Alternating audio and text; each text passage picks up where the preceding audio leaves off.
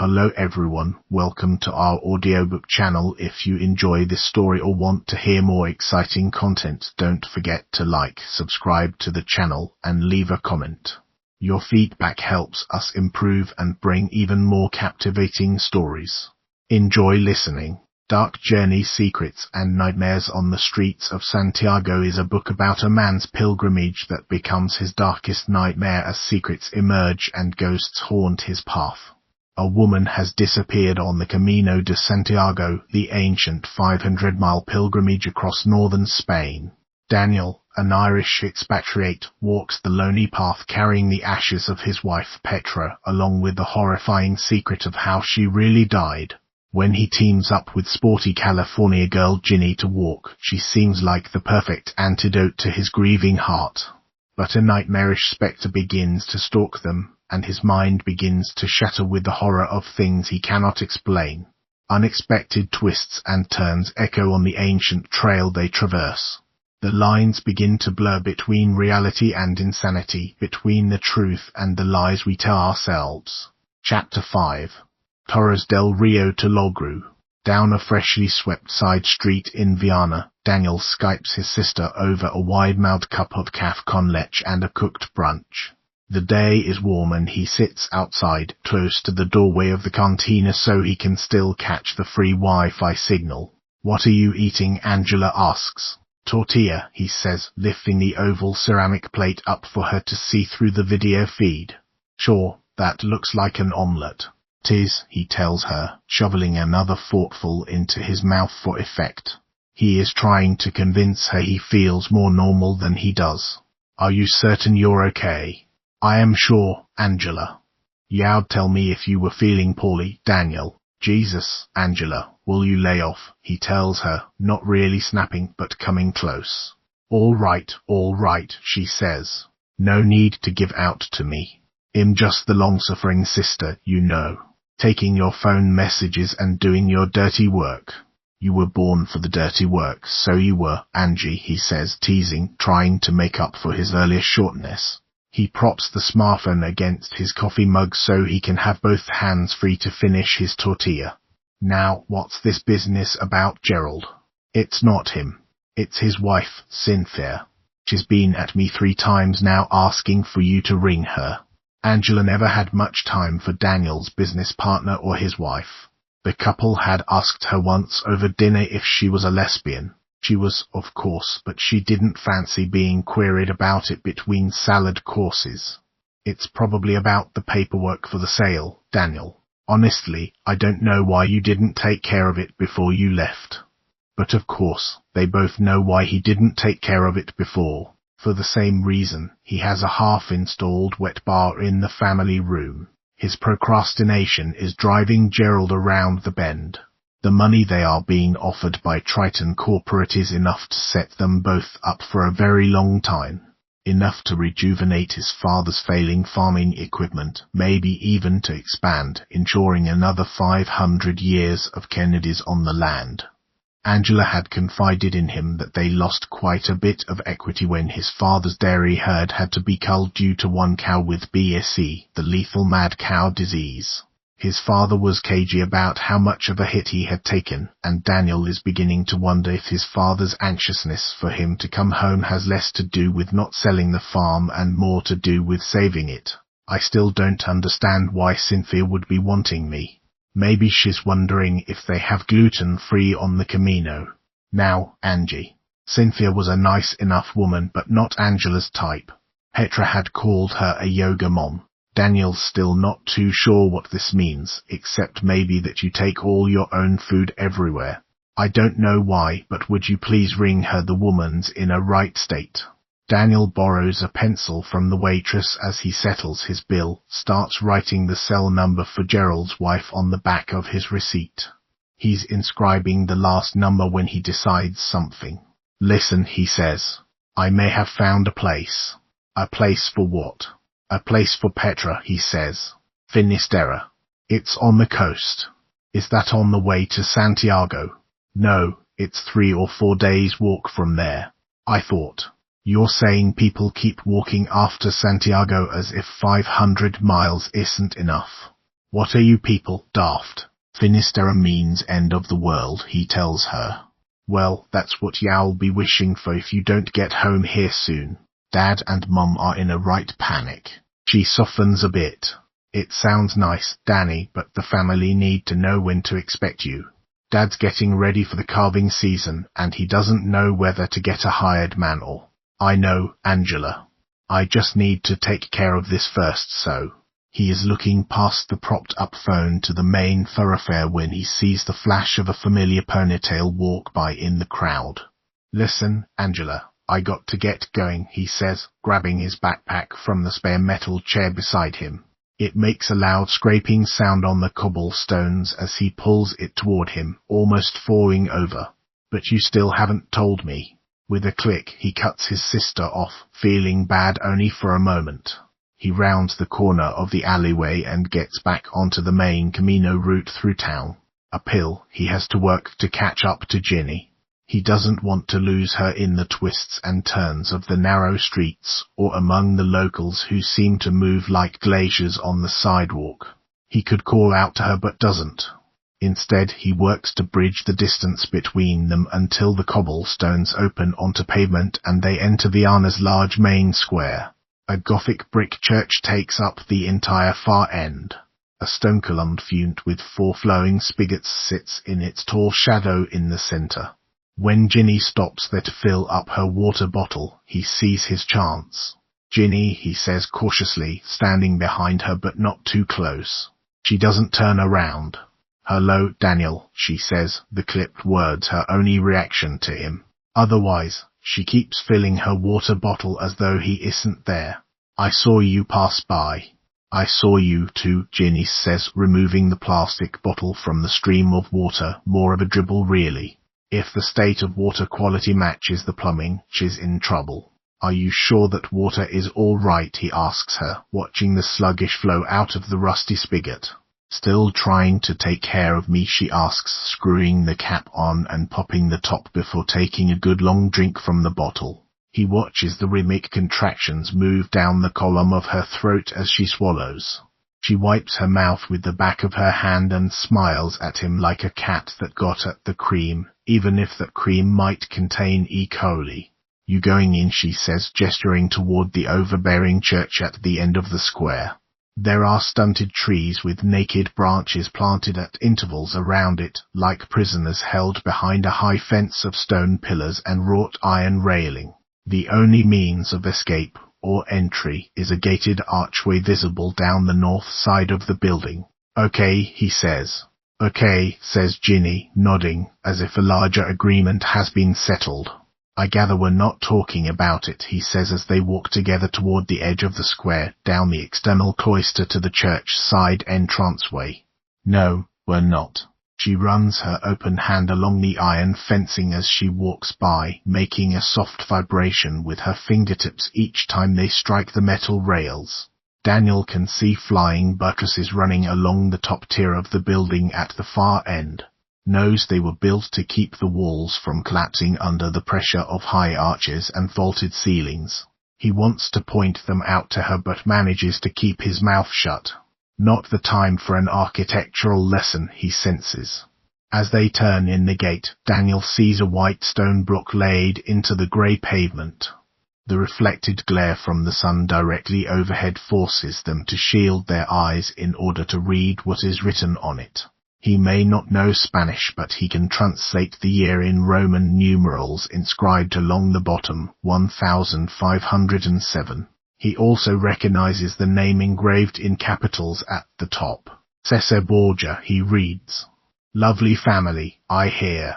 He inspects the bronze-studded doors of the church held open by heavy black chain, thinks about the infamous Borgias mounting the stone steps and passing through into Mass, Spain and Italy's original crime family. Your man Cesar not only murdered his own brother but bedded his sister, along with half the prostitutes in Rome. Being the illegitimate son of Pope Alexander VI has its perks, I suppose, Ginny says, not to be outdone. I heard he even ran an orgy in the papal palace, put on performances of naked gymnastics there. Fair dues to him, Daniel says. I understand they were after giving out prizes.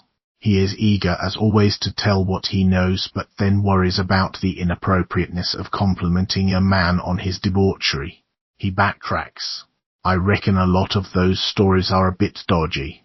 Male fantasy meets legend, or what have you. The evil thoughts of men, Ginny asks him. More like the Renaissance's version of internet porn. Same thing, she says, walking across the memorial stone, dismissing in one step the most feared of the Borgia bloodline. Anyway, I'm not here for him, she says. Or for the evil thoughts of men. She opens the door and motions to him. Let's go have a look around. Inside is the vaulted ceiling Daniel had anticipated from the buttresses outside. The massive stone ribs span out like a giant arachid above a 3-story altarpiece filled with polychrome statues overlooking the nave. He can see St. James depicted on the right, with his pilgrim staff, Santiago Peregrino. This is in sharp contrast to Santiago Matamoros, the Islamophobic version, who is typically shown decapitating invading Muslim hordes, a feat he managed despite having died a dozen or so centuries prior to their occupation of Spain. After giving the altarpiece a quick once-over, Ginny moves down the side aisle toward the ambulatory that runs behind it. Daniel continues to look up, admiring the domes and ellipses that hold up the 700-year-old roof, the beauty of lateral thrusts and counter-assistance. When he has had his fill of the technical splendor of well-designed applied science, he goes in search of her. 3 side chapels are built behind the round end of the polygon sanctuary. Ginny stands by the railing of the closest one, twisting her body over a low barrier railing trying to get a better look at what is inside. When Daniel gets closer, he realizes she has a smartphone in her outstretched hand, taking pictures. It is the first time he has seen her use it. Isn't she awesome, she says as he comes up behind her. Daniel sees a statue of a woman central to the chapel. She is bare-breasted with a tightly woven skirt down to her ankles. The gold weave of the skirt crisscrosses her lower body like caramel-colored scales. She looks like a mermaid with a large crucifix in her hand and a pained expression on her face. It's Mary Magdalene, Ginny tells him. This is her chapel. Daniel sees the sign on the wall, Capilla de la Magdalena, the other Mary. Ginny takes a few more photos and then pockets her smartphone. She's my favorite, she says. Yeah, I have all her hits. Fallen women of the New Testament. Penitents on parade. Ha ha, Ginny says, overpronouncing the consonants to show her sarcasm. Actually, there is no real evidence that she was a fallen woman. That's just something Western Christianity created. Makes her racier. The Bible's original pin-up girl. She's right. Daniel has observed 2 constants when visiting churches on the Camino. The statue of the Virgin Mary is usually bigger than the one of Jesus, and Mary Magdalene always looks like a tramp. Have you always had a thing for her, he asks. No, Ginny says. I wasn't even raised Catholic. My mother felt any discussion of religion was in poor taste, like passing gas in public. That's a shame. Daniel remembers arguing both politics and religion at the supper table with his parents and siblings while growing up. Heated debates that made them all raise their voices and sometimes ended with his dad pounding their long wooden kitchen table in earnest. Daniel still loves the mental fencing of a good argument. My family was a bit like the Borgias, Ginny admits, pursing her lips for a moment. Well, without the sexual depravity. She looks at him directly for the first time since their fight, as if evaluating him, then goes on. My sister was a bit of a nightmare. Was.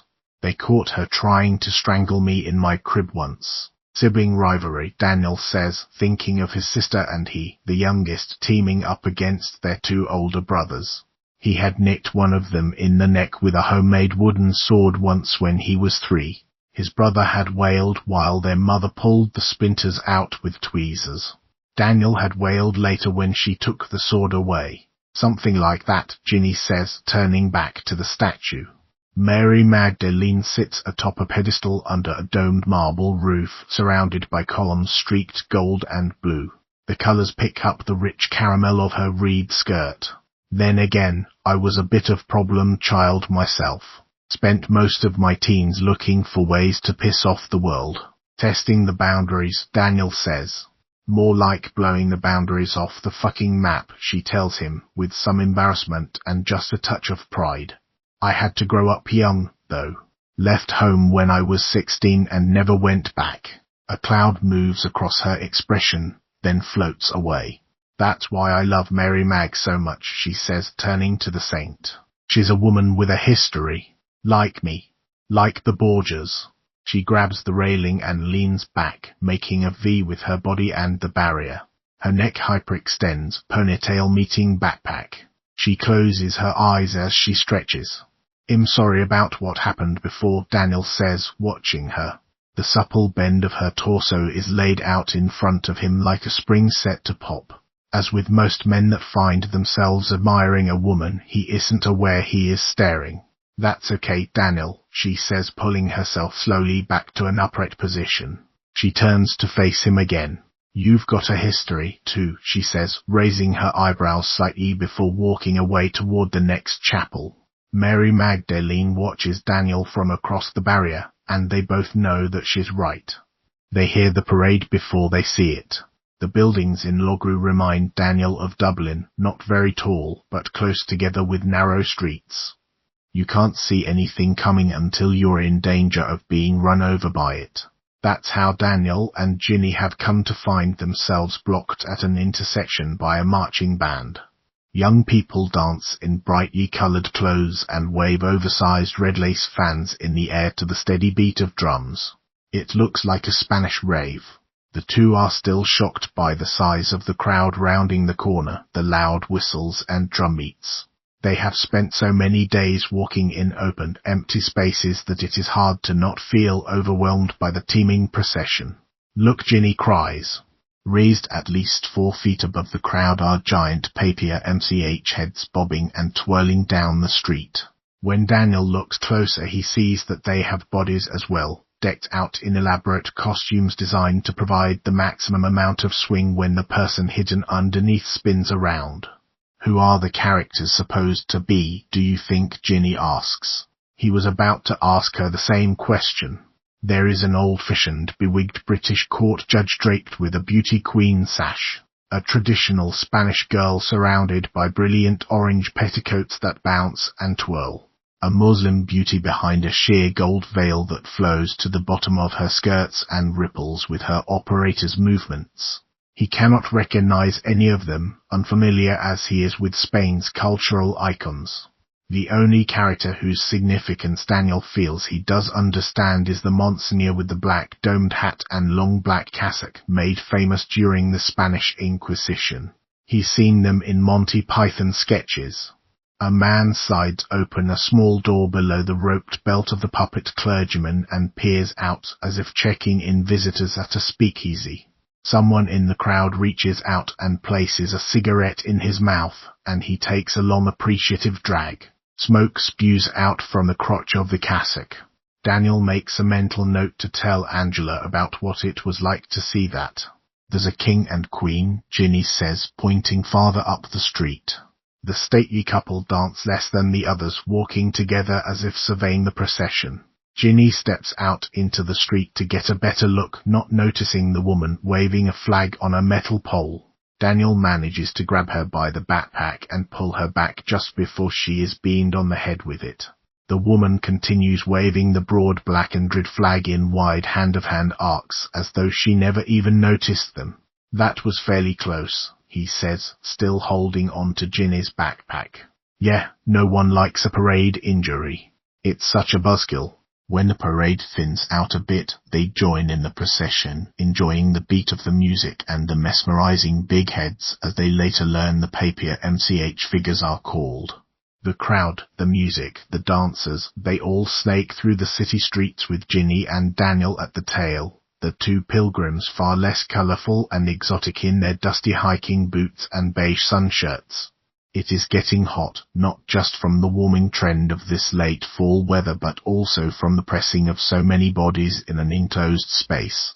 The constant beat of the drums is so different than the marching bands they are used to back home, far more tribal than military. The tempo and flight of the dancing red fans pulls the two of them along. Daniel watches Ginny as she bends and sways to the music, lifting her arms above her head so that her smooth, flat belly shows when her shirt hikes up. Just as she requested, they have not talked about what happened in Asquita. He is starting to think he blew the whole thing out of proportion anyway. It probably was just a kid fooling around with a mask like those Daniel can see all around him in the parade. Maybe they had used one of the big heads to make it look like an apparition was floating above the corn, just as they floated the characters above the throngs of people in the parade. He and Ginny had walked almost 25 miles that day. He had been so drained and dehydrated that he might have seen an entire chorus of milkmaids lifting skirts in that field. He turns and smiles at Ginny, who is moving side to side with the rhythm of the music. She responds with a gentle hip check when she sees him looking. "Come on," she says, beckoning him to join her. He gets ready to make excuses, like he has been making for the last year, to his family, to his friends, to himself. Then he thinks, what the hell? He grabs her hand in his and holds both their arms high in the air as he dances down the street. He sways and shimmies and hip bumps like a man released. If his friends back home were here, they would rib him for a week for even knowing how to dance like this. And even then, Daniel thinks, as they blend into the throbbing crowd, he still wouldn't let go of her hand. After several blocks, the frantic drumbeat of the parade starts to get repetitive. Daniel sees a wine bar in a small open plaza off the main street and points it out to Ginny without words. She wouldn't be able to hear him above the music if he spoke. When she nods, they pull out of the crowd, collapsing into two chairs set outside next to a round patio table. "Those people have more energy than me," he says, pulling out his water bottle, waving down the waiter for a Coke. "He needs sugar as well as liquid." "Well, we have walked about 14 miles today," Ginny says, loosening the laces on her boots and then taking the boots off. She wiggles her toes in her thick wool hiking socks, legs stretched out straight in front of her in a not-so-elegant but entirely captivating way. Daniel longs to take off his boots as well, but he is afraid of offending with the odor that might be unleashed in the process. "So, what do you think that was all about then?" he asks her.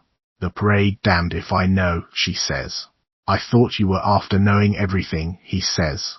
"Coca-Cola," the waiter says as he drops a glass tumbler in front of Daniel with a clatter and pours in the black fizzy drink. He then places the can on the table with an air of distaste, as though he has been forced to serve a dead fish. "Why don't you ask Mr. Sunshine here what the parade is all about?" Ginny says. Daniel tries asking in English, but the waiter just stares at him with an air of distrust. Doesn't even grace him with a "cre" or "no entiendo." Ginny provides Daniel with some basic Spanish words with which to ask his question. "The parade," the waiter says, suddenly finding his English. "This is the wine festival, Peregrino. You are in Rioja country." He says this with the same look of disgust for Daniel as when he served him the Coke. "I guess it must be a sin not to drink wine during the annual wine festival," Ginny says, grinning. "Sure, I wouldn't want to contribute to the further blackening of your soul." He turns to the waiter, still standing there looking suspicious. "Una botella de vino tinto, por favor," Daniel tells him. Ginny smiles at his increasing Spanish. "And 2 glasses," he adds as the waiter walks away. "Dos vasos," Ginny whispers, giving him the translation. "Dos vasos, por favor," Daniel calls after the man. The waiter looks back, and then continues to walk away shaking his head. "I don't believe he likes pilgrims much," Daniel says, taking another long draw on the sweet coolness of the Coke. "Oh, forgive me, I mean peregrinos. He's not after liking peregrinos." "Speak for yourself, Emma Peregrina," Ginny says, leaning back farther in the chair, lifting her face to the sun, eyes closed, as she had leaned back from the railing of Mary Magdalene's chapel. When the waiter comes back, he asks if they want tapas. Along with its wine, the region is known for these delicious appetizers that line the local bars under glass, like bakery windows. You pick from an array of delectables featuring fresh olives, tangy cheeses, and salty cured meats. Tapas, however, would require the two of them to get up and go inside to select their choices, and neither is up to it. It is strange how a person can walk for so long and then simply cannot walk anymore, as if the body goes on strike. When they refuse the tapas and ask for a menu, the waiter is visibly appalled by their lack of culture. He places the bottle of wine and both glasses in front of Daniel and marches off in a huff. "Do you think he fancies me a drinker?" Daniel says as he pours a glass of wine for Ginny and pushes it toward her. "Wouldn't that be a form of racial profiling?" Ginny says. "Indeed, it would be," he says, filling his own glass and bringing it to his lips. His first thought is that it tastes so much better than the wine fountain. His second thought is that it tastes better than any wine he has ever had, even in France. No wonder the town has a whole bloody festival for it. "People talk about avoiding stereotypes," he says to Ginny, taking another sip. "But nobody seems to have a problem with assuming I'll be paralytic before noon every St. Patrick's Day." "And are you?" Ginny asks, baiting him. "I come from a family of teetotalers. One year a friend brought me a 6-pack of Guinness for Christmas, and there were still 2 of them left come Easter. An Irish guy that doesn't really drink," she says. While Daniel nods, he feels secretly ashamed thinking about the uncharacteristic hard drinking he had done in the last year and the reason behind it. "We aren't always what people expect us to be," he says, looking across the plaza. "No, we're not," Ginny says. "I guess that's why we often disappoint people. You're not after disappointing me." "Give me a chance," she says, rolling one sleeve of her t-shirt to reveal a defined shoulder. "Gotta maintain my tan," she says as she rolls up the other one as well. The silver shells of her beaded bracelet catch the sun and seem to set off sparks. "Where'd you get the bracelet?" he asks her. It is a lot less tacky than the ones he has seen in the souvenir shops. He's thinking it would be something his sister would like. "A little stall in one of the villages," she says, biting her lip. "Were you thinking of buying one for a girl back home?" "There are no girls back home," he says, knowing what she is really asking. It all seems so smooth and uncomplicated in the warm sunshine, as though only the two of them exist, him and this pretty girl with the easy laugh. But as with the crowd in the street, Daniel is always aware of the hidden horde that lurks around the corner. He is a penitent, like Mary Magdalene, always waiting for the judgment of his fall. Hours later, when they leave the wine bar, pleasantly filled with the spicy seafood paella they ordered, he will see one of the big heads from the parade down an alley off the main street. The Spanish girl with the orange petticoats is slumped against a brick wall, lifeless, where a burly young guy with tattoos has discarded her heartlessly on the pavement. Daniel cannot help but stare until the guy looks up at him, wondering what he wants. He and Ginny turn away and move on. It is late and all the albergues are full for the night. They even knock on the doors of some of the pensions, prepared to pay the extra money for upscale accommodation. Everything is at full capacity because of the festival. Ginny sees a casa rural ahead that they haven't tried. It looks pricey, not to mention noisy, overlooking an expansive 3-tiered fountain and a plaza filled with clamoring party revelers. However, at this point they are getting desperate. Thankfully, the proprietor of what Petra would have called a BB speaks English. "There is one room, Peregrino. You are lucky. I had a cancellation." How the hell does everyone assume right away we are pilgrims, Daniel thinks. Then he looks at their hiking pants, the backpacks. Who is he kidding? "Do you have 2 rooms?" Daniel asks. The innkeeper scratches his head, thinking. He must have assumed they were a couple. "Sorry, man, just the one. €50 for the night." Daniel and Ginny exchange exhausted looks. They both answer together. "Well, take it." It is getting dark when the two of them sit on the balcony with their feet hanging over the side. They are on the 3rd floor and have a panoramic view of the city.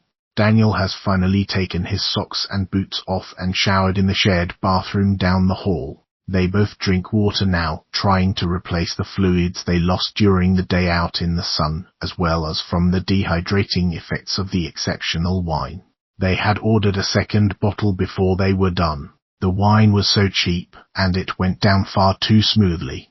Daniel thinks the alcohol content must be lower than conventional wine because, while he feels relaxed, he does not feel drunk. This is good. He'll need to have his wits about him tonight.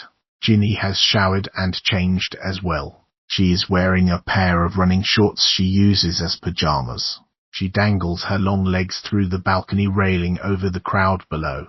They kick back and forth in the night air, strong and sleek like the rest of her. Honey brown hair hangs down free of the ponytail. She appears fairly relaxed as well. "You're surprising me," he says, looking out into the evening. Lights turn on to illuminate the fountain in the busy square below. He can see flowers and trees carved into the stone like fancy embroidery. A roar goes up from the crowd. "Why," Ginny says once things have quieted down again. "Because I would bunk down with a man I barely know rather than risk sleeping on the street. There are 2 beds in there and him after giving you the big one." He must admit he had breathed a sigh of relief when he saw the small single bed in the corner. In the center of the room, there is a queen-size bed with luxurious duvets and pillows and something that looks like mosquito netting hanging over it from the ceiling. Ginny had said that it was just for decoration. He knew that but had fun pretending to her that he didn't. "I reckon I'm just surprised you're still with me. After everything." She ignores the subject he is trying so delicately to breach. "See over there," she says, pointing toward the hills just outside of town. He can barely make out the faded green bumps of grass on the horizon just outside the walls of Logru. They are quickly fading with the diminishing light. He says. "I see them. That's where the witches used to meet," she says. "They would dance in the field by the river naked."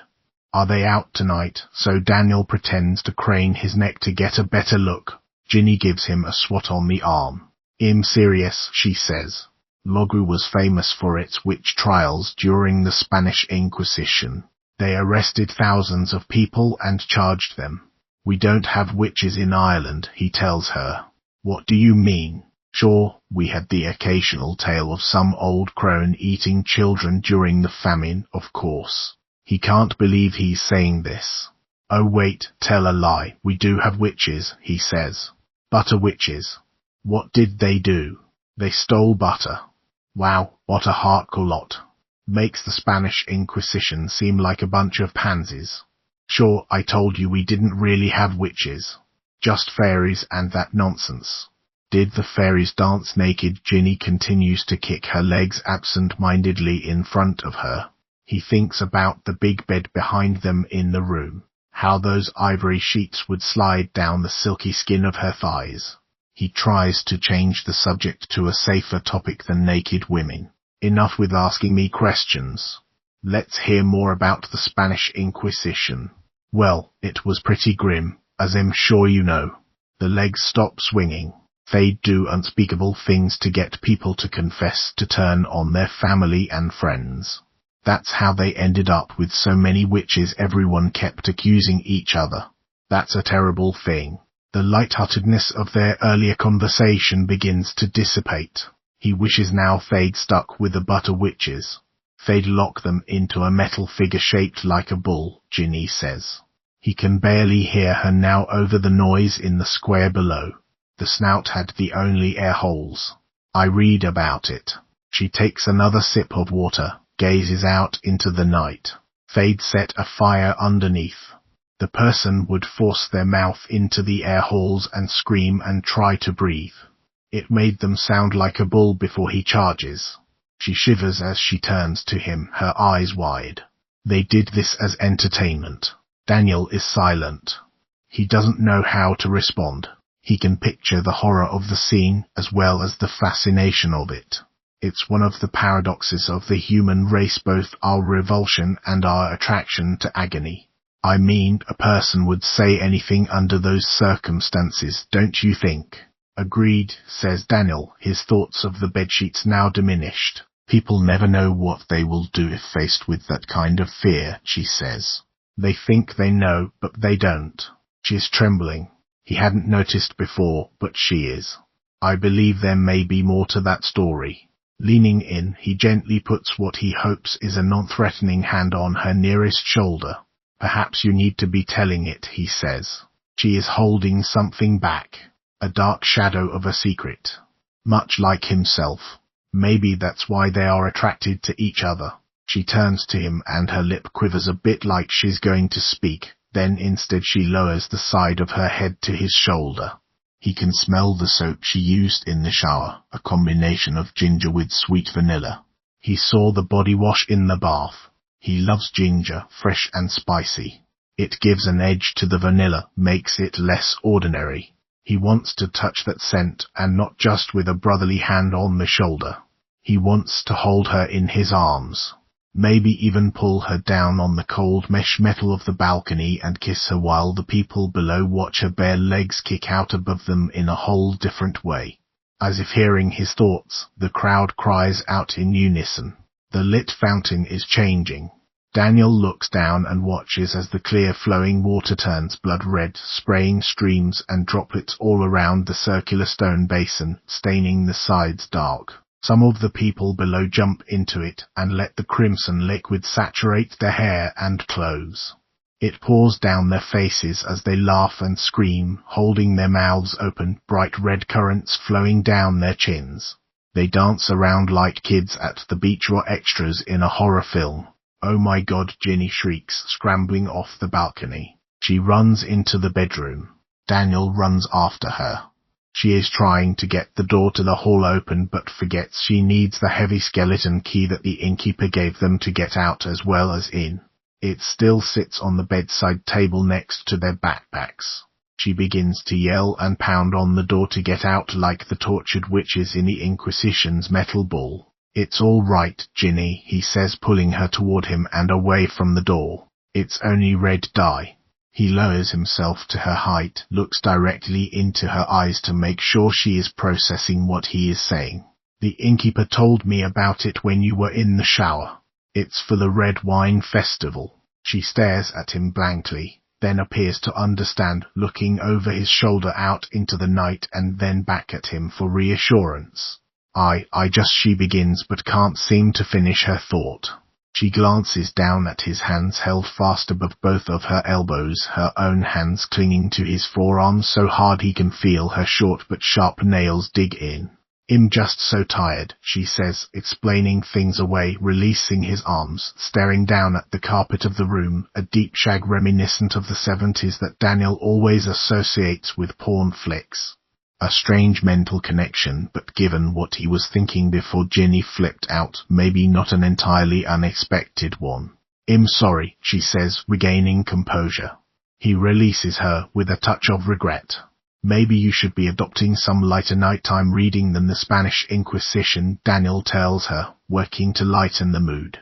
He cannot believe no one has come to bang the door down, thinking Ginny's being violated or worse. He's glad that they didn't, though. He imagines himself trying to profess his innocence in broken Spanish like a misunderstood monster. Outside, the fountain continues to flow a bright red. It will do so until tomorrow night, when it will turn a softer rose and then pale gold to depict all the types of wine the Rioja region produces. The innkeeper told Daniel all of this. He is wishing now that he had told Ginny. I think I'll go to bed, she says. She fetches the key off the bedside table and lets herself out to use the toilet. The door makes a metal click as she releases the knob from the other side. He walks over to the single bed and lies down on top of the duvet fully clothed, listening to the muted hum of the crowd in the square as they talk and sing songs he doesn't know. When she comes back through the door, he shuts his eyes tightly, like a kid caught after lights out. He listens to her turning the key in the lock again, and then to the sound of her slipping between the cool sheets of her bed. There is a slight rustling of the netting above he can hear even with the noise going on outside. He thinks about Ginny lying so close to him, listens to the evenness of her breath as she falls into the deep slumber that takes all pilgrims after a full day of walking the Spanish countryside, no matter how inconducive the environment may be for sleep. The body takes what it needs, and what hers needs is rest. After Ginny's reaction to the red fountain, he knows he is not the only one with a past that still haunts. Ginny carries a burden on her camino, too. Something as terrifying as blood from a fountain or a witch in a cornfield. Maybe even as horrifying as what happened to Petra. He slowly drifts off, remembering how it feels to have a woman's soft skin next to his. What it is like to reach your leg over to rest a thigh on her hip. Arms wrapped around a taut torso, with the curve of a breast held protectively in one hand. He is ashamed of these thoughts but too tired for self-recriminations. He wonders what Ginny's secret is, but at the same time he doesn't care. He pictures her beneath him, giving herself up like a woman born of witchcraft, dancing in a field naked to the rhythm of drums. He falls asleep to the roar of the crowd, feeling guilty and aroused all at once, like a good Irish Catholic boy. The evil thoughts of men, his mind warns, as unconsciousness takes him. The evil thoughts of men. Chapter 6. Logru to Asafra. It's still dark when they pack up and leave the Casa Rural the next day. Both had woken up early. Neither had slept well. Daniel had lain in bed awake at 4 in the morning, staring at the ceiling, counting Ginny's even breaths until he heard her clear her throat and sigh, and he realized that she was awake as well. At dawn, they leave by the back door of the building, like thieves, avoiding the fountain out front. Daniel is not sure if this is intentional, but it probably is. It is still dark enough for the street lights to be on. They illuminate a logru littered with Rioja festival leftovers. There are streamers and torn red fans curled up on the pavement, and discarded bits of food and broken bottles washed up on the curb like seaweed and shells. Watch out, Ginny warns just as Daniel is about to step in a technicolor pool of vomit outside one of the seedier-looking bars. Thanks, he mutters, holding his breath as he steps over the mess. They both breathe a little easier once they exit the city into the expansive tract of parkland built at its limits. The moon provides just enough light in the grey-streaked dawn to lace the ripples of the artificial lake they walk beside. It has been built as a centerpiece for the green space, and the trail looks dusty and dark next to its gleaming edge. Later, when the sun comes fully up, Daniel will see the path they walk on is stained red, a mineral idiosyncrasy of the soil that clings to the grapes and impregnates the wine of the region. This is what gives it that otherworldly taste, the seeds of mercurial dirt. Daniel and Ginny tread softly along the way while everyone else sleeps, letting the sun rise up on their backs and tint them with the shades of a new day. Daniel tries to relax into the Zen school of silence and steps, but he finds he is too tense to let go. He is ashamed of the thoughts he had last night, the ones he still has. Whenever he glances over at his walking companion, he can't help but admire the swell of her lower lip as she bites down gently on it, or follow her eyes so he can steal a glimpse at what she is seeing. Ginny appears oblivious to his study of her. She yawns widely without covering her mouth, wrinkling her nose unattractively afterward. She is like a woman watched unknowingly through a lit window at night, unaware she has left her blinds up. Maybe she had sensed his thoughts, and that's why she couldn't sleep. But he doesn't fully believe that. Not after the way she reacted to the fountain. Ginny has her own reasons for being kept awake at night. Once they make it to a high ridge that looks back out over the city, they stop for breakfast, packed cheese and crackers bought from a vending machine earlier. Daniel still has an orange he bought the day before at one of the roadside stands. The juice leaks over his hands as he peels it. He offers a dripping wedge to Ginny, but she declines. They make polite conversation, suffering from their newfound awkwardness. After eating, they continue along the trail, remaining quiet and reserved. He feels like a kid in high school, or what he imagines high school would have been like had there been girls. Had been sent at 12 to an all-boys boarding school run by priests. Had joined the stamp collecting club just for the opportunity to meet the opposite sex at off-site exhibitions. To this day, the smell of self-adhesive stamp glue can make him uncomfortably aroused. The Camino leads down and along a wire fence that separates them from the highway. They walk parallel to it, expecting cars, but there are very few. Into the wire fence pilgrims have woven hundreds of crosses made of strips of bark from the scraps of a nearby sawmill. Ginny stops and fixes in her own cross from what she finds on the ground. Do you want to make one, Daniel, she asks, holding up some extra pieces of bark. I don't, he says. I mean, thanks, but I'm fine. Not a religious guy. He shrugs. I am, I suppose, he says, still standing back. I just don't feel in a state of grace at the moment. When they start walking again, crossing the autopista, she puts on a pair of earphones and a faint overspill of music leaks out. She seems fully recovered from her fright the evening before, content to walk and listen to her playlist. He recognizes Alanis Morissette. Later Pink Floyd, Dark Side of the Moon. He is puzzled when he hears the Beastie Boys come on. She sees him looking and turns down the volume subconsciously. He wishes she hadn't. The tinny seepage of the song had been just annoying enough to distract him from his deeper thoughts.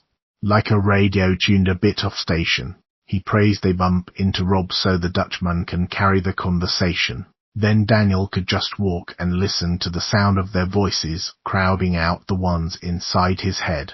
Those voices remind him he is here to make amends, to forget to finally bury his wife. Not to get laid, for Christ's sake. What the hell is wrong with him? As they sit over lunch in Nadjara, he still has his guard up, trying not to give anything away while still observing Ginny for clues. She talks about her work at the prison library and the eccentricity of her cat. He counters with his own shallow conversation. The business he helped build with his partner. The motorcycle he had thought of buying once but never did.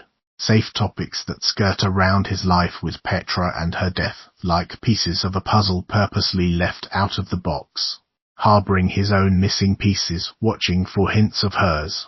Is everything okay, Daniel, she asks when they are waiting for the bill. This is the most perplexing of questions for a man from a woman. Men never ask it of one another, just as they do not ask what each other is thinking. However, he has enough experience with her gender to know the standard answer. Sure, he says, wiping his mouth with a paper napkin. He crumples it up and leaves it on the table next to his half-eaten lunch. Everything's grand. It is just past noon on the last part of the day's journey. Most of the landscape out of Nadjara has been treed, a nature reserve saved from agriculture. Lofty pines provide some shade from the sun that hangs directly overhead, but not enough. It is unseasonably hot again today, and Daniel forgot to change his socks midway as he usually does on warm days. He thinks he may have developed his first blister as a result. He'll have to tend to it when they get to the Albug. It's only a few more miles to Asfra, Ginny pipes up, noticing his discomfort. He hadn't thought it was that obvious. It's not a big place, is it? Daniel asks. After Logru, he is hoping for a sleepy little town with a little less excitement, or at least less vomit. Only 300 people, Ginny says, consulting the guidebook she keeps in her waist bag. Wouldn't exist if it wasn't for the Camino. Many of the towns and villages they pass through wouldn't have survived without the trade brought from the way. In some, the population had dwindled to single digits, the pilgrims outnumbering the locals like invaders outfitted by the outdoor store. But look, she exclaims, pointing halfway down the page of the guide. The Albug there is awesome. You only have to share your room with one other person. Daniel nods. He reckons that one person better not be Ginny in his case. He doesn't know if he could trust himself for another night. It would be like Stamp Club all over again. Oh my God, Ginny cries out, looking up from the book. What? Daniel asks, startled. She tucks the guidebook into the side pocket of her backpack. They have a swimming pool. You're full of shite. No, I'm not, she says. They quicken their steps in anticipation despite the increasing incline. It is not until they reach the top of the rise that he sees her. The figure from the corn. By the light of the full day he can make out her features more clearly, her head slumped down chin to chest, her long hair hanging over her face, tangled with what appears to be hardened dirt. He can also see the slight strain of the hiking pants along the hips, the faint curves underneath her red Columbia sweater. A woman for sure. He hadn't been certain until now. She stands in a graveyard nestled among mature trees where the trail levels off at the bottom of the rise. A faint wind mixes with the heat rising off the ground, making the outline of her body waver. He stops and turns to Ginny. "Do you see her?" he asks. He needs to know. "Yes," Ginny says. She has stopped as well. Daniel starts walking again, moving quickly down the rise. "Daniel, wait." He can hear Ginny but keeps on regardless. Her hesitant footsteps follow behind him. She must be wondering what he is going to do. He has only one task in his mind: to reach the woman at the graveside and lift her hair up in order to confirm for himself what lies beneath. Something easily explained. A trick instead of a nightmare. He is furious that anyone or anything might try to make him live through another one of those. "Hey," he shouts as he nears the graveyard entrance, a simple 5-bar farm gate. The tombstones behind it are decrepit, the crypt crumbling with age and neglect. "Hey," he shouts again as the woman lifts her head but doesn't answer. She walks purposefully toward the back of the cemetery, moving over stones and grave mounds with a surprising grace and speed in her heavy hiking boots. Daniel quickens his pace. When he gets to the entrance, he discovers the gate has a sturdy piece of wire looped onto a post to keep it closed. He'll have to pry it off where it has bitten into the wood.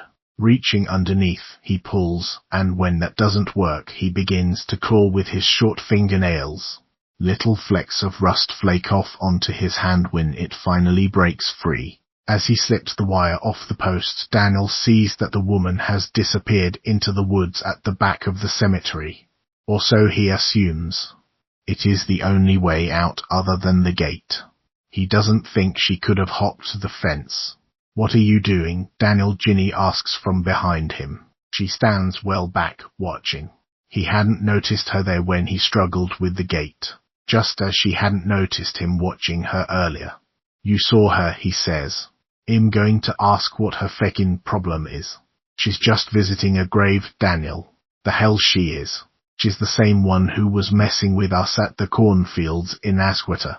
He's not about to let this go.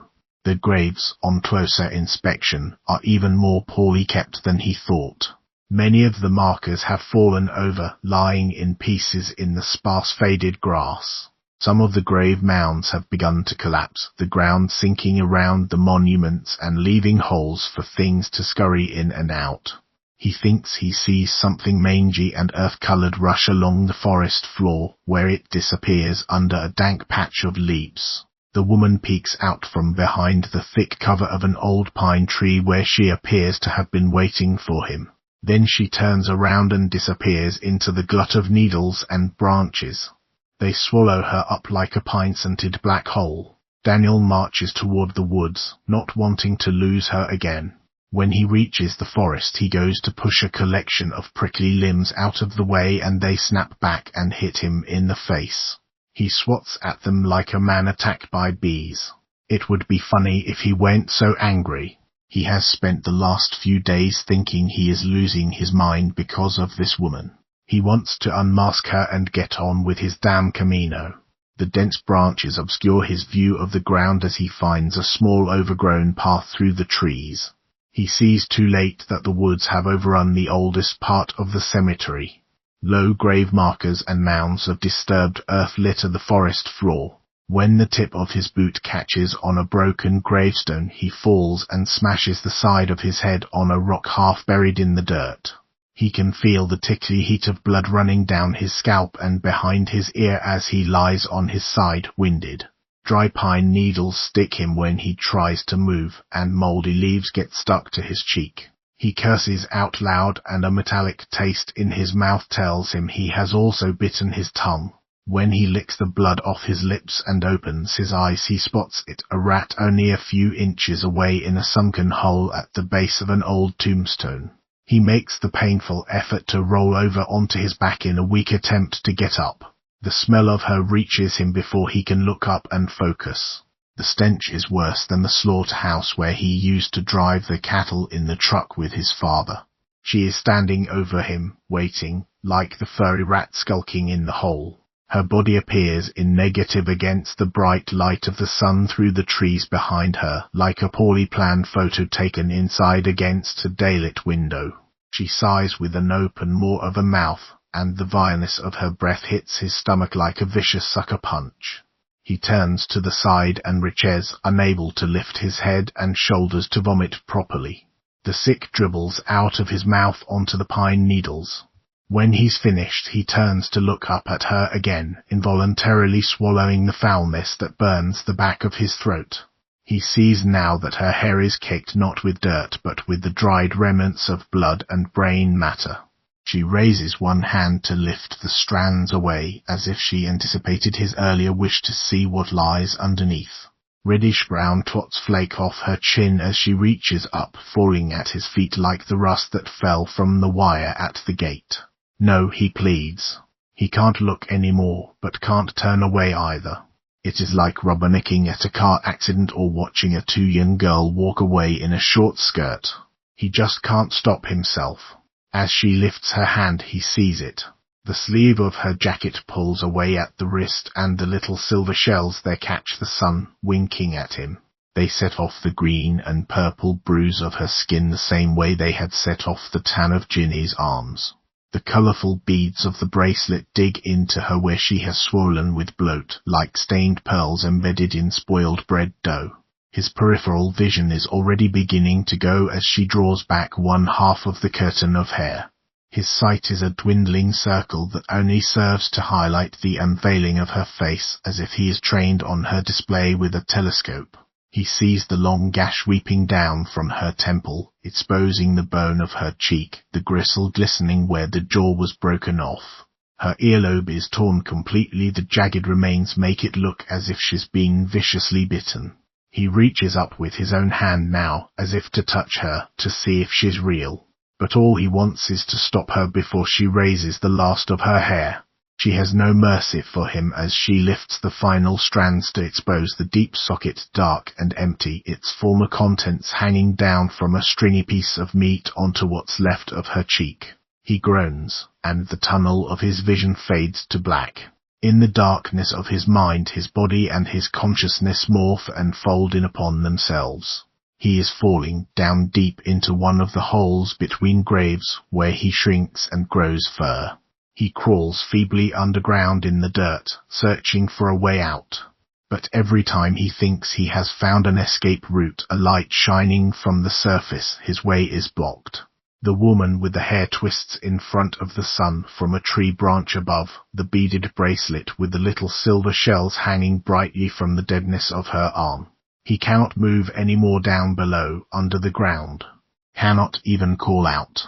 He looks up to the light above and hears a scraping sound before he feels something soft and cool hit him in the chest to run down the sides of his paralyzed body. The same sound, and another soft splash of coldness across his torso, then his legs, and finally into his open mouth, which fills up, choking him even as he is just beginning to realize the taste.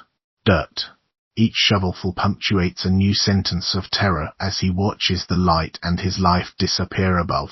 So, are you saying him mad? Daniel holds addressing to the side of his head.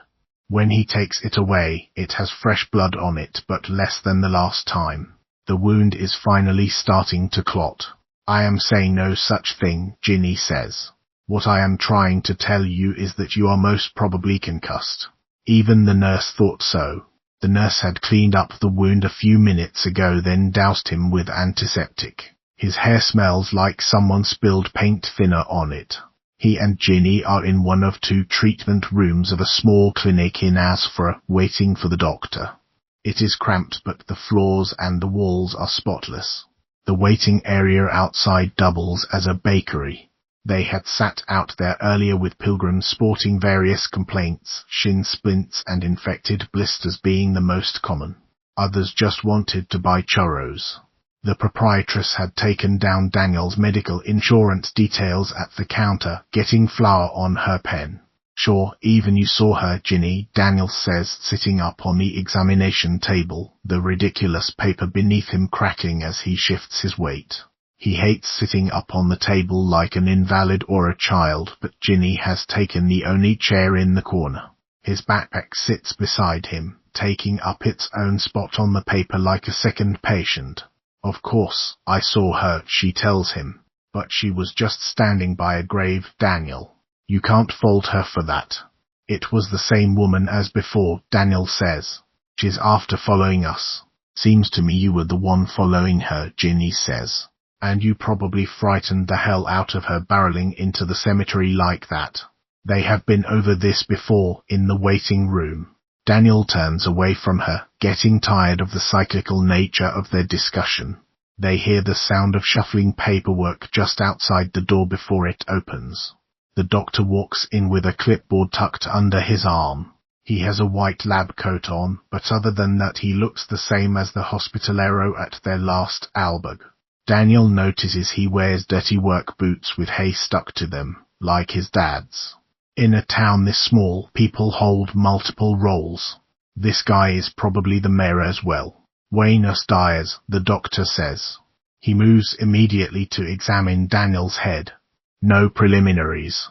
He's a busy man, judging by the number of pilgrims waiting to see him out in the bakery, and he doesn't even turn around to acknowledge Ginny. Buenos dias, Daniel says, wincing as the doctor palpates with one late-gloved finger the impressive goose egg on the right side of his head.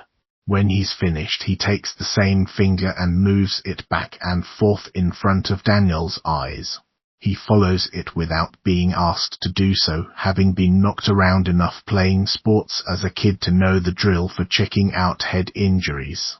Once in middle school he got hit so hard playing rugby that he lined up with the wrong team after the scrum.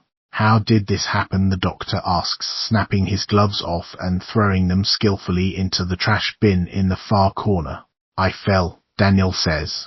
Sure, am I all right to go now? Ginny had made him go to the clinic. If it had been up to him, he would have just cleaned himself up with a washcloth and taken a few aspirin. How did you fall? The doctor persists. His English is excellent. Daniel almost wishes that it went. Then he wouldn't have to explain the situation further.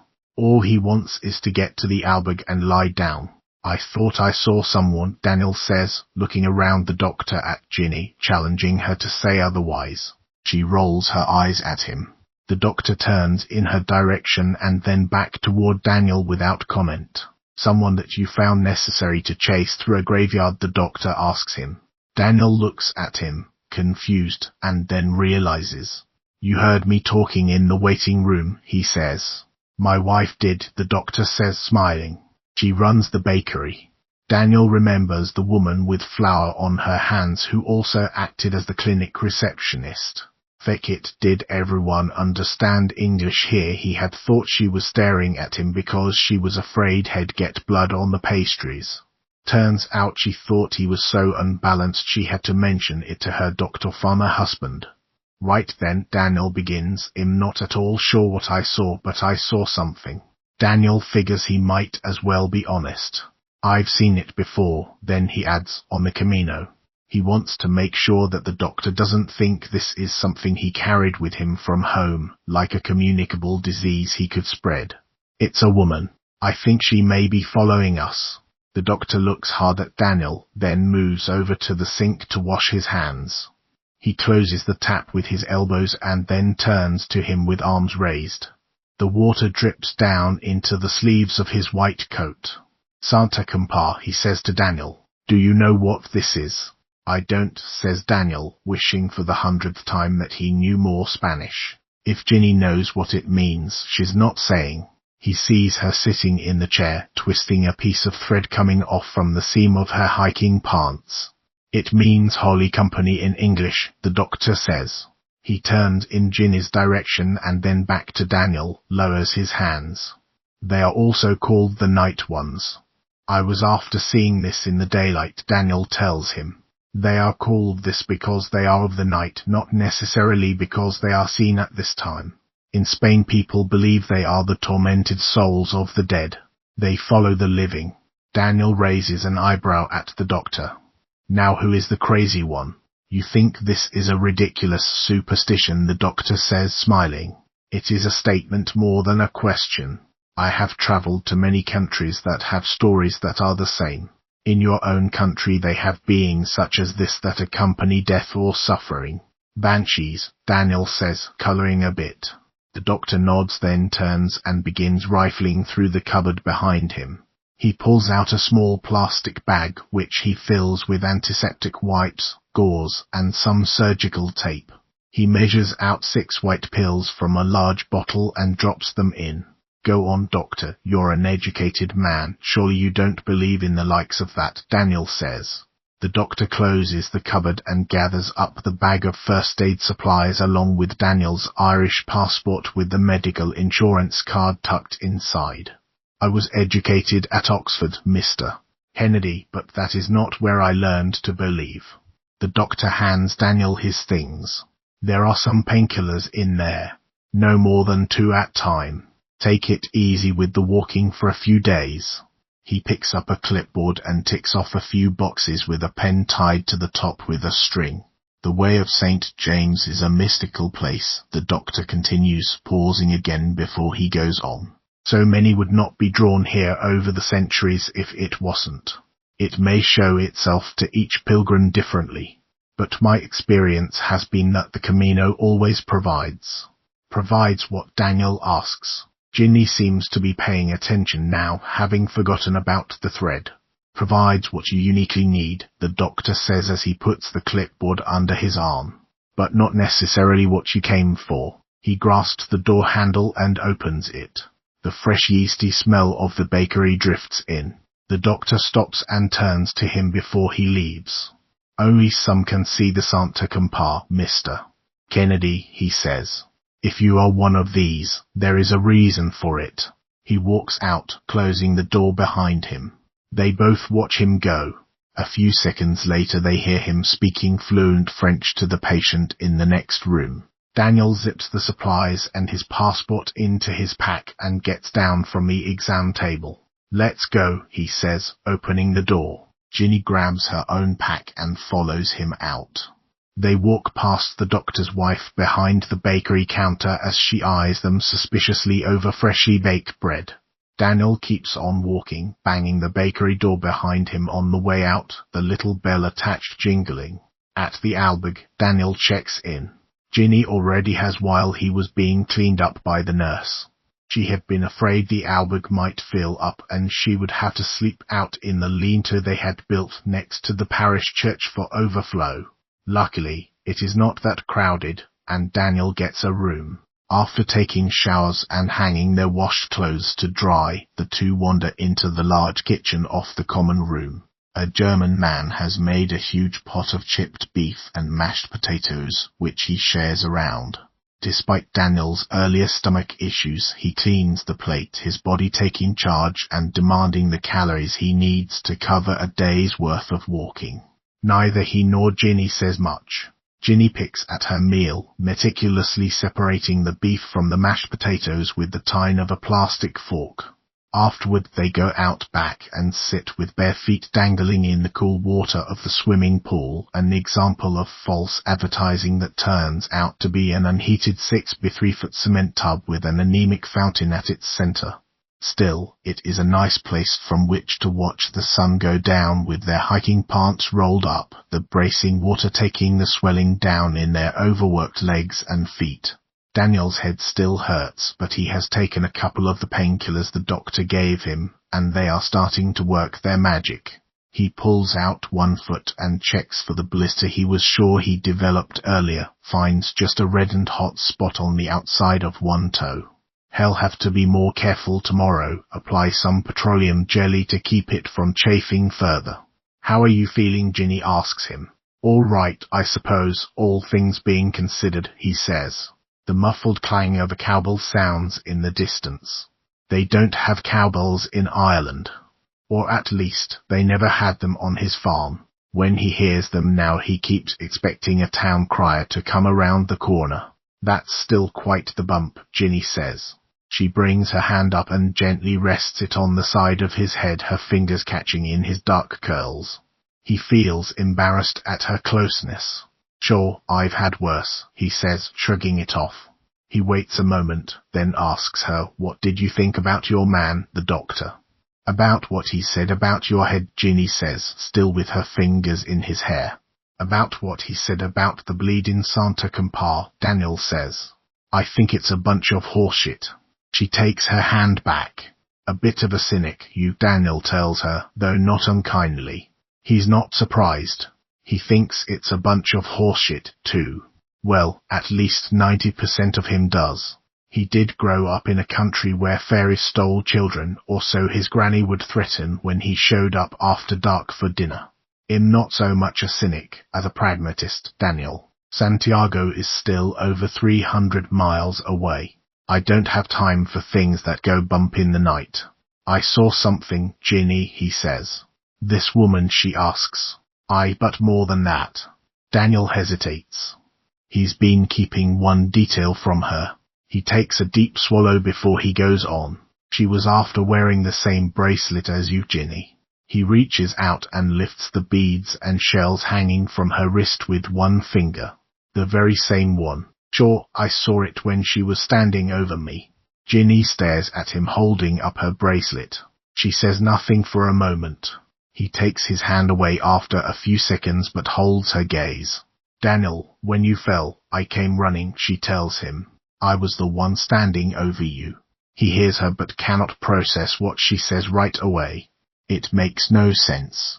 "The bracelet you saw was the same because it was me, Daniel. It wasn't you," he insists. "You'd hit your head. You were totally incoherent when I found you." "It wasn't you," he repeats more quietly, turning away. Hell believe he was hallucinating from a head injury, but there is no way he will believe that his mind turned Ginny into that creature with the hair.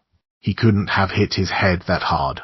She doesn't say anything more, only gazes out to the horizon. Eventually, he does as well, and they both sit, stoically watching as the sun dips below the rolling silhouette of hills. The cowbells fade with the day and go silent.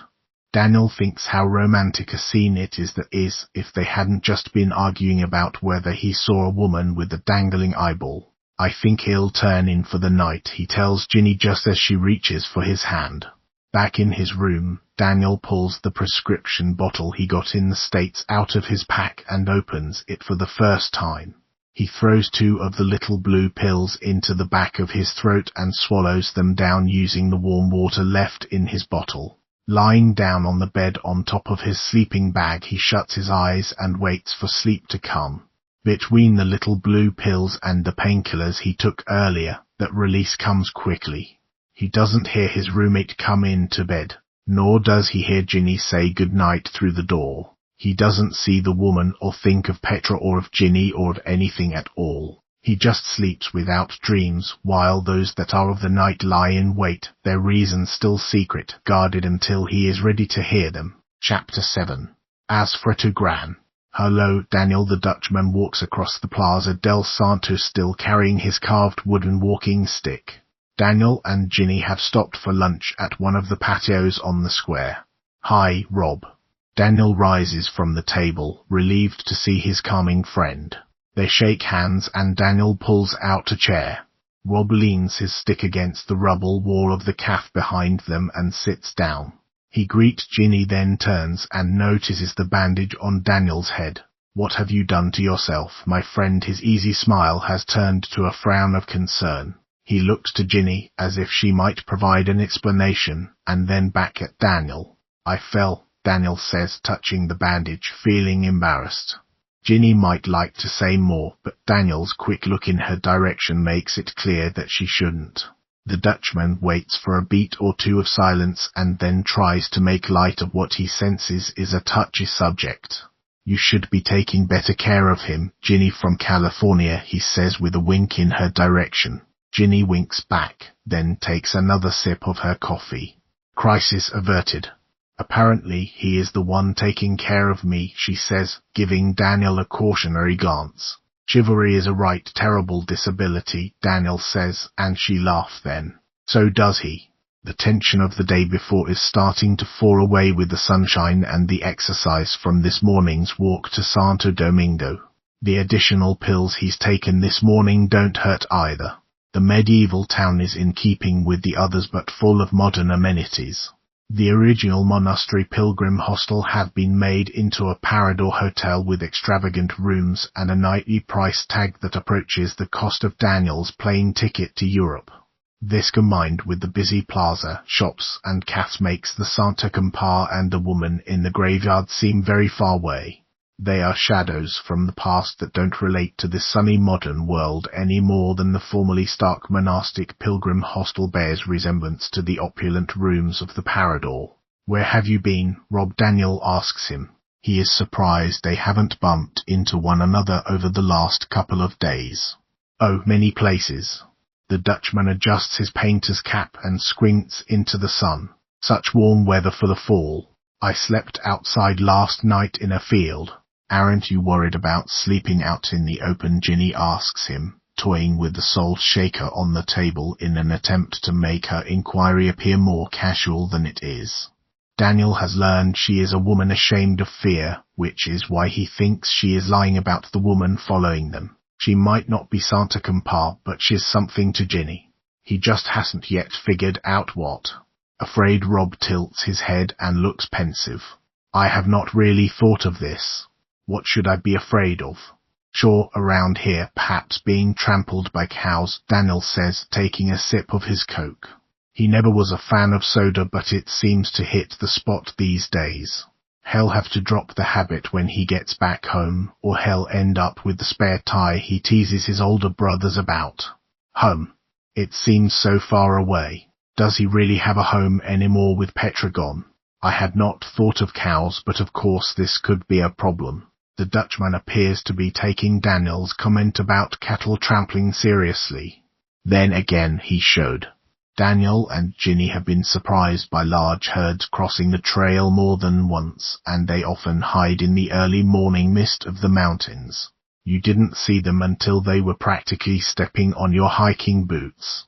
Daniel remembers how the sound of cowbells in the Pyrenees would warn him like a ship's foghorn before an animal suddenly appeared, a huge furred prow with horns emerging out of the dense white clouds. "I was thinking more of a human threat," Ginny says. Both the men glance at each other.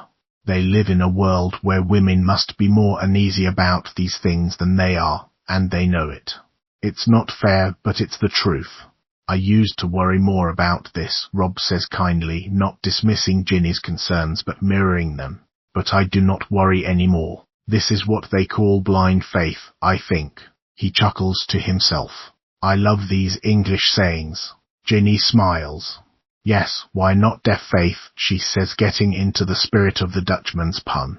"Or mute faith. Or faith with no sense of smell at all," Daniel adds. He sniffs the pizza he purchased in the cafe to underline his comment, then takes another bite. It tastes as if it came frozen in a box, nothing like the fresh bocadillo he had savoured with Rob that day in the grassy field. Cuisine can be up and down on the Camino, just like the terrain. "Speaking of faith," Ginny says, reaching for her guidebook. She flips through with her thumb and stops on a page that has a little blue pen mark at the top. "I want to take a tour of the cathedral." She locates a passage with her index finger. Daniel peers over her shoulder and makes out Capilla de la Magdalena printed in italics, not without difficulty. His vision is getting blurry. "Visiting your favorite saint, are we?" Daniel says, nudging her. She gives him a playful push in the arm. The change in him from last night makes him feel bipolar. Yesterday his concussed brain had thought she was a decomposing corpse standing over him. Today he's a primary school boy yanking at her pigtails. It could be the painkillers that he took before setting out this morning, or the prescription from home he downed on a visit to the cafe's toilet. Still, he feels sane, even a little detached, but in a good way. He is safely distanced from the frightening scenes of the last few days, like when you watch a thunderstorm from indoors or a prize fight on the television. He hates the idea of safe barriers and other crutches, particularly the pharmaceutical kind, and once his head is better, he'll dump the pills. He can handle his own nerves. Plus, he stumbled a bit when he went to get pizza. Sure, there's more in the cathedral than the chapel of Mary Mag. There are chickens, he says, chuckling to himself. Ginny looks at him strangely. He thinks he may have spoken this too loudly, makes a mental note to up his self-monitoring.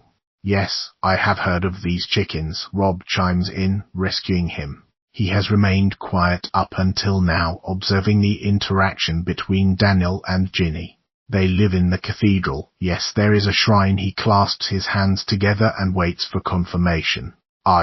Daniel leans back dangerously in his chair. And a legend to go with them. I'm intrigued, Ginny says. She gets up and bends over to put the guidebook away in her backpack.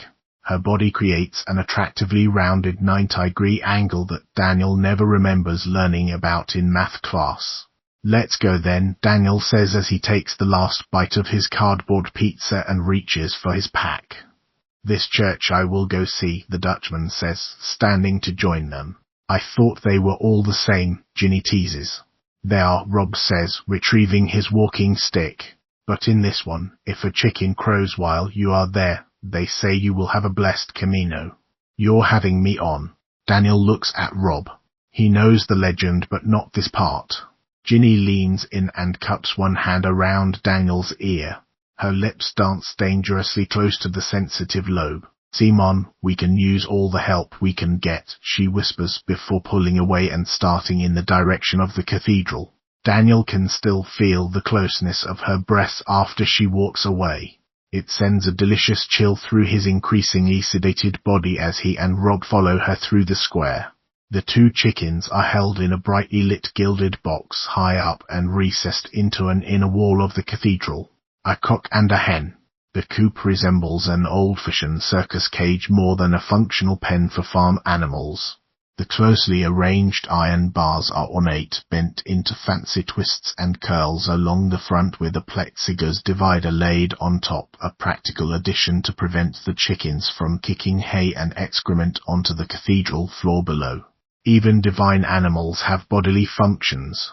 I cannot get a picture, the Dutchman says, trying to adjust the camera settings on his smartphone. The light is too strong. Daniel views the image Rob shows him on the screen. It is true, the light from the chicken coop has got to be a couple 100-watt bulbs worth. The rest of the cathedral is not well lit.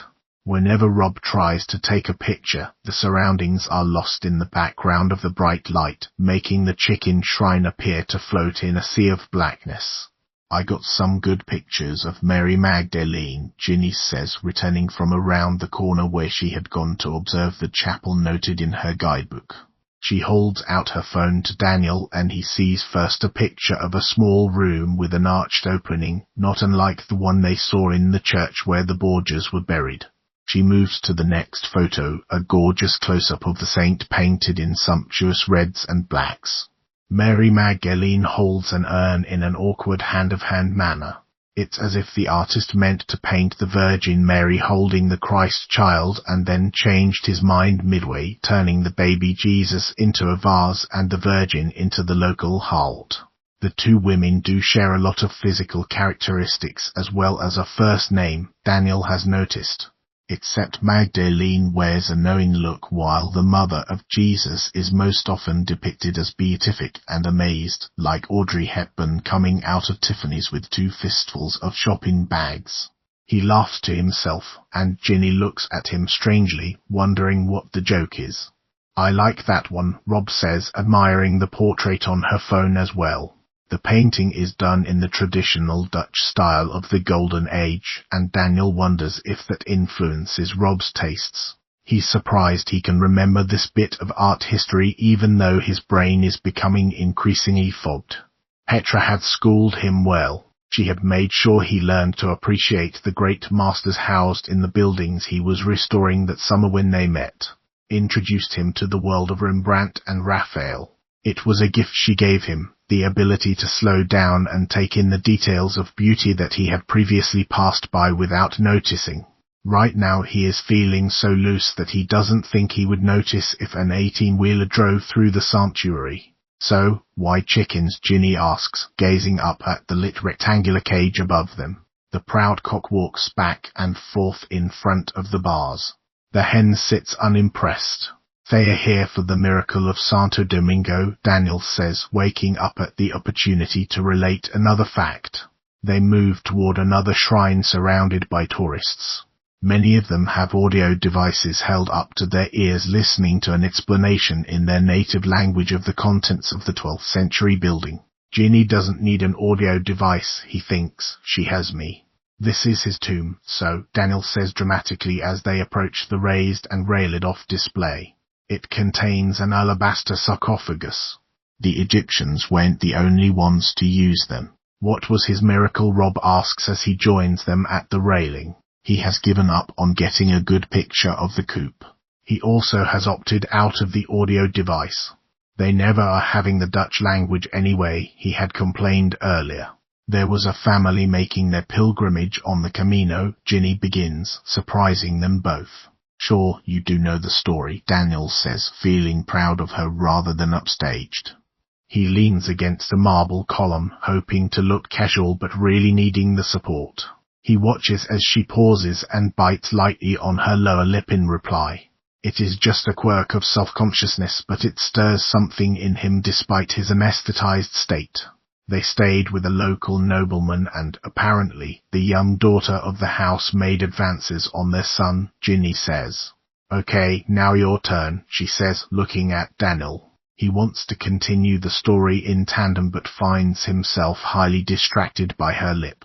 It takes a few clearings of his throat, but eventually he manages to speak. The devout young man rejected her advances, he says, trying to focus on the carved details in the alabaster sarcophagus that has begun to appear in double. It starts to give him a headache and he turns away. She accused him of stealing the family silver. He manages to choke out. Christ, he needs to get a hold of himself. Ginny walks toward the far wall that leads down to the side chapel corridor. A display is housed in a shallow alcove there behind yet another barrier. Daniel can't make out the contents. He moves unsteadily toward it for a better look. So does Rob. Of course, he was charged and convicted. The girl was from a noble family, remember. Not much hope there. Ginny keeps on with the tale as they approach the display. He can see the painting at the center of the exhibit now. A man holds on to the lower half of his son in a grief-stricken embrace. The body is dressed in white and the feet dangle a few feet above the ground. He was hanged, Daniel says, standing resolutely in front of the painting as best as he can. His head is really starting to pound now. He sees the robed medieval figures standing at the gallows in the painting, weeping. They begin to appear in double just like the sarcophagus. The mother and father were devastated, of course, Ginny says, keeping up her part of the tale, but still somehow made it to Santiago. When they came back, they visited the place their son had died and found him hanging where they left him. Sweat has begun to break out on Daniel's forehead. He can feel the little beads gathering, welling up from somewhere inside him like a fever. It makes the wound at his temple throb. He leans against another column. They found him still alive. A miracle. Ginny waits for the question that sets up the ending of the story, but only the Dutchman asks it. Daniel can't. What is this to do with chickens? Rob asks, looking hard at the painting. Ginny waits and doesn't answer, knowing it is Daniel's turn. The parents went after the local reeve. He pauses, wets his lips. They told him the miracle of their son's survival. Daniel forms the words slowly, still trying to gain his composure. Nobody seems to notice his distress. He closes his eyes tightly and takes a deep breath. Ginny takes the pause as permission to finish the story. The reeve was in the middle of his meal and told them that their son was no more alive than the chicken on his plate. She turns around and delivers the much-awaited punchline to the Dutchman. And the cock got up off his plate and crowed. They've kept chickens in a shrine here ever since. She grins and turns to Daniel for approval. He has opened his eyes again, but his face is ashen. She drops her storyteller air. Are you all right, Daniel? Ginny doesn't move toward him, but even Rob turns around when he hears the apprehension in her voice. Daniel stands at the entrance of the dark corridor staring at the painting of the boy in the tight noose. A slight twitch starts at the corner of his mouth. Aware of the unwanted spasm, he speaks in an attempt to cover up the strange desolate. What did the reeve do then? So he asks, his voice breaking, even though he knows the answer. He looked down at the block floor of the cathedral and then back up at Ginny, swallowing hard. She hesitates and then answers him gently. He took them to the gallows and cut down their son, she says. He was alive, just like they said. A miracle, Daniel says, looking up at the painting again, seeing not the young boy but Petra in the noose, her blue swollen face with the life choked out of it. It hangs down, a dead piece of meat, like dinner on a plate. The figure of the reeve floats up and cuts into the lower half of her jaw with a knife and fork. He lifts the bloody flesh to his mouth and bites down on a piece of lower lip he has cut out with part of her chin. Daniel, Ginny says again, are you sure you're... Daniel stumbles out of the cathedral before she can finish. He staggers through a side door and out into a small churchyard garden. He doesn't notice the nun sitting on a bench until he lifts his head from vomiting in the flower beds she planted in the spring. She points an accusing finger at him as she scolds in staccato Spanish. He doesn't know what she is saying, and he doesn't care. He is going mad. And madness has its own language. He wipes the sick off with the back of his shirt sleeve and meets the nun's angry glare head on. Her face goes white to match his own and her mouth drops open. The desperate look of him betrays what he is capable of. The nun sees what is inside of him and hurries away through a low archway in the garden. Her long black robes make a swishing sound as she disappears from sight. From behind the closed door of the cathedral someone slides a bolt into the lock. Daniel can hear the cock crow from inside, lurid and lonesome, a divine prisoner crying out for justice within its gilded cage. He staggers away from the sound before vomiting one more time in the garden. Then he looks for the road, not knowing where it leads. Miles away, in Gran, Daniel is pulled up the back stairs of an old church. All the churches are old here.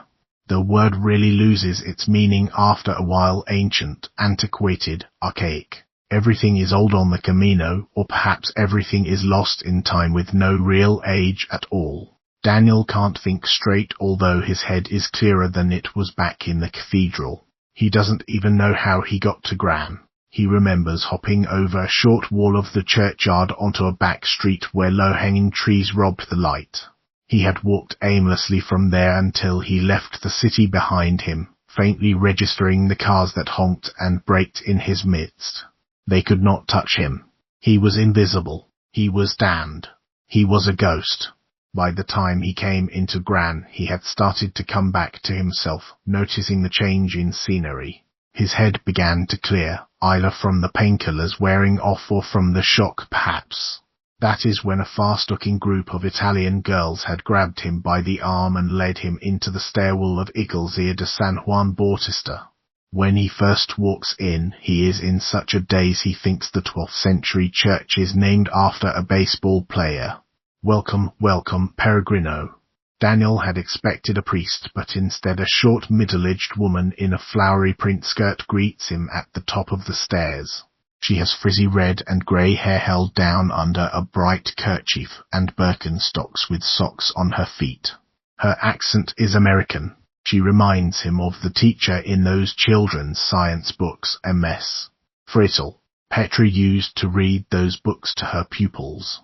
Sometimes he stole a look at them, enjoying the basic lessons about electricity and the solar system. As MS. Frizzle leads him into the foyer. He sees a common room off the hallway. It has a fireplace, low couches, and a set of long tables stacked against the wall. A small kitchen emits steam from a doorway. Stairs lead both up and down from the space. The Italian girls appear to have dispersed along one of these, he's not sure in which direction. Aged buildings such as these contain many twists and turns.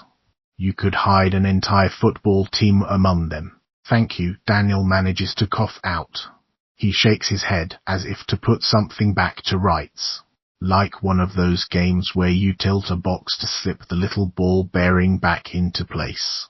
Would you like a drink of water? The woman can sense his distress. He nods, and she disappears into the steamy kitchen, returning shortly with a tall glass filled to the top. He takes it and drinks it all down in one go, belching heavily afterward. The laughter of the Italian girls peals out from another room. Daniel doesn't know which is worse, the taste he just brought up in his mouth, or his mortification at having belched in this woman's face. "Excuse me, it doesn't seem like enough, but it will have to do." The woman smiles and tucks a red and grey frizzy piece of hair into her kerchief. "That's okay. You must have been very dehydrated." She clears some clean linens from a bench beside him. "Please sit down. You need to rest, I think." He sits down, and she helps to remove his backpack. Her adept fingers unbuckle the straps when he fumbles with shaking hands. He feels the delicious release of the heaviness being lifted off his back. You never know the weight you're carrying until it's taken from you. "How far did you walk today?" she asks him as she props his backpack against the wall with the others in a perfect line. Daniel looks over at a deep windowsill halfway down the stairs he just came up. Dozens of hiking boots are stacked there, ordered by size like a used shoe sale. This woman runs a tight ship. "I'm not sure," he says at first, and then concentrating harder he comes up with a name. "Asfra, I walked from Asfra." "Well, that's far enough," she says, reaching for the glass still in his hand. "Let me get you some more of that." She disappears back into the kitchen, and Daniel leans back against the wall and shuts his eyes. How many miles had he walked since he left Ginny and Rob in Santo Domingo? It felt like he'd walked for days, but he knows it is not even dark yet. He senses he travelled in circles before he came to enough to see the yellow arrows pointing up the hill and back onto the trail. He followed them even when he didn't realize he was faithful in their guidance. Good orderly direction, he supposes. That was the new trendy word for God. More like dumb luck, Daniel thinks, coming more and more back to himself as he rests on the bench. He opens his eyes and sees the woman standing in front of him with a replenished glass. He takes it from her with thanks and introduces himself. "My name's Daniel. Forgive me, I reckon I got a little too much of the sun. Or I may be going stark raving mad," he thinks to himself, "but don't worry because the only people I scare are nuns." Then it occurs to him this woman may be one. Imperatrice. She folds her hands in front of her in a way Daniel associates with little girls reciting poetry. "I'm a volunteer here. I used to be a pilgrim myself. I came back for a few months to give back to the Camino what it gave to me." Her hands remain clasped. He wonders if he is supposed to say something or just nod. He goes with nodding. "We are a parochial albergue run by the church. You can pay whatever donation that you can." She narrows her eyes at his brand-name backpack, expensive hiking boots. "I suggest €15. "Of course," he says, reaching into his pocket. He pulls out some crumpled bills, stuffing them into a gift-wrapped shoebox she has presented before him with the word Donativo written in black marker down the side. He manages to do this while balancing the slippery glass of water in one hand, a concerned Patrice looking on. She does not appear to be a woman who takes kindly to spills. He gulps down half the water to set her mind at ease. When she asks for his passports, both Pilgrim and Irish, he fishes those out as well. She takes them to a table in the hallway with the shoebooks and enters his name in a black ledger with precise block letters. After she hands his documents back to him, she carries on with her prepared monologue. "There are mattresses on the floor for sleeping. One bathroom for both the men and women. Your room will be down the stairs and to the left. Mass is at 5 o'clock and afterward Father Matias will conduct a tour." A tour. Yes, there are some significant religious artifacts and artwork stored here. A 6th century baptismal font was uncovered in one of the last renovations. She is proud telling him this. He wonders how she manages to explain all this to the people who don't understand English. After the tour, we will all return here and prepare dinner. We eat together in the common room. That explains the tables against the wall. Daniel rubs his thumb on the sleek condensation of the glass and waits for Patris to go on, but she appears to be finished with her script. When he drinks down the last of the water, she reaches out and takes the tumbler from him before he can offer to put it away. The woman is a cross between an angel and his Aunt Breda, who never let them eat crisps in her parlour. Please make sure to remove your footwear before going to your room. Patris observes his boots and he follows her gaze. They are covered in mud and a spray of tomato splatter. It may look like blood, but he knows it is just remnants of the crappy pizza he threw up. He leans over to undo his laces as she returns to the kitchen. When he is placing his boots in the window well with the others, he sees them, Ginny and Rob, down below in the street talking and pointing. Ginny's ponytail swishes back and forth as she chats and gestures, her hands moving expressively. She holds her arms out wide, as if to exaggerate the size of a fish she has caught. Then she laughs. He can't hear it, but he can see her body shake with the pleasure of it. The Dutchman leans casually on his walking stick, ankles crossed as he laughs with her. Daniel turns away when he hears the sound of change clattering onto metal behind him. Patris is emptying the collected donativos into a rectangular strong box. He sees his folded bills disappear inside to join the smattering of coins. These religious artifacts and artwork on the tour, do they include anything at all to do with Mary Magdalene? As a matter of fact, they do. Patris's face brightens with the opportunity to showcase more about her volunteer home. There is a tiny but exquisite statuette of her held in the rear cloisters. It was carved out of a single piece of ivory. La Magdalena is lying on her side in repose. She lowers her voice before she goes on. A bit racy for the Catholic Church. It is a miracle that it survived all these years. One of the priests hid it under a floorboard during the Inquisition, apparently. A miracle, so Daniel repeats before he turns back toward the window again. Ginny and Rob are gone. The street is empty, red dust walls in colourful closed doorways. Will you be joining us for the mass and tour? Then he hears her ask from behind him. She thinks she has piqued his interest. No, I don't believe that I will, he tells her, walking slowly back for his pack and slipping it over one arm. He adds an explanation before he heads for the sleeping area off the back stairwell. I reckon I've had enough miracles for one day. Daniel lies on his mattress on the floor in the dark and waits for sleep. A Japanese man snores loudly by the door. Daniel has earplugs, but he won't need them. He has taken more of the pills in a desperate bid to go to a place where these things won't bother him anymore. That is, if they don't kill him. He can't remember how many he took. Enough, he hopes, to wipe out the painting in the cathedral, the gallows, the reeve with a taste for human flesh. Enough to wipe out thoughts of Petra and the memory of those final days when the cancer surrounded her like a hangman's noose. But the thoughts come just the same, the pills taking their time. He had told everyone had been at home that day, that had left his bedside vigil only to fetch a few things. Hell, sometimes he told himself the same thing. The phone had buzzed from the passenger seat of the car as he drove away from the hospital. Had returned the call when he got home, told the doctor had been in the shower. "I'm so sorry, Petra," he says imperceptibly into the night. Had let her linger for weeks by then, unable to carry out their agreement. The cancer was ruthless as it spread through her body, taking everything from her, like the spoils of war. Each night he'd kiss her and tell her, "Tomorrow, darling, I promise." The next day would come and he would kiss her again, repeating the same lie before he left. Her lips felt like paper.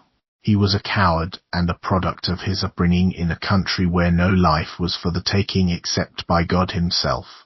They had researched other options, more humane ones than forcing a man to snuff out what little life lay trapped within his wife, but there were none.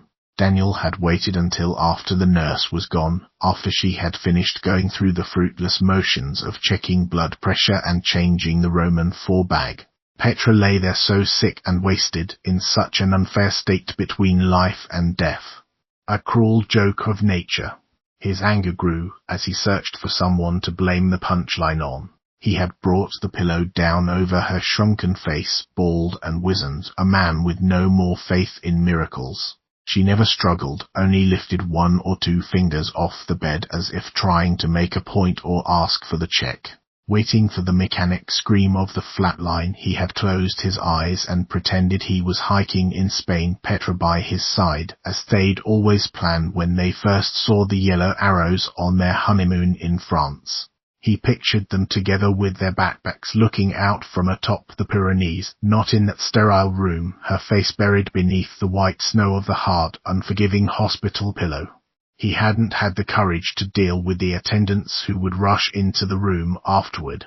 Instead, he had dropped the pillow on a chair and walked out the door and into the night, away from his wife's still body, away from the guilt that clung to him like a snake, paralyzing everything that came afterward.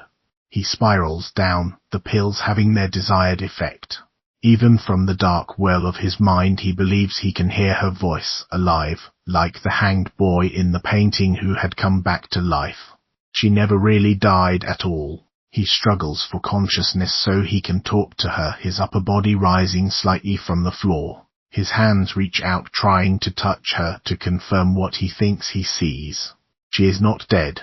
It was all a dream. She got better.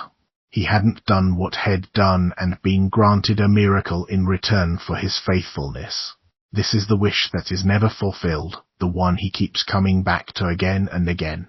If only he had done things differently, been a better man. He had betrayed her in the end. She didn't realize it, but he had.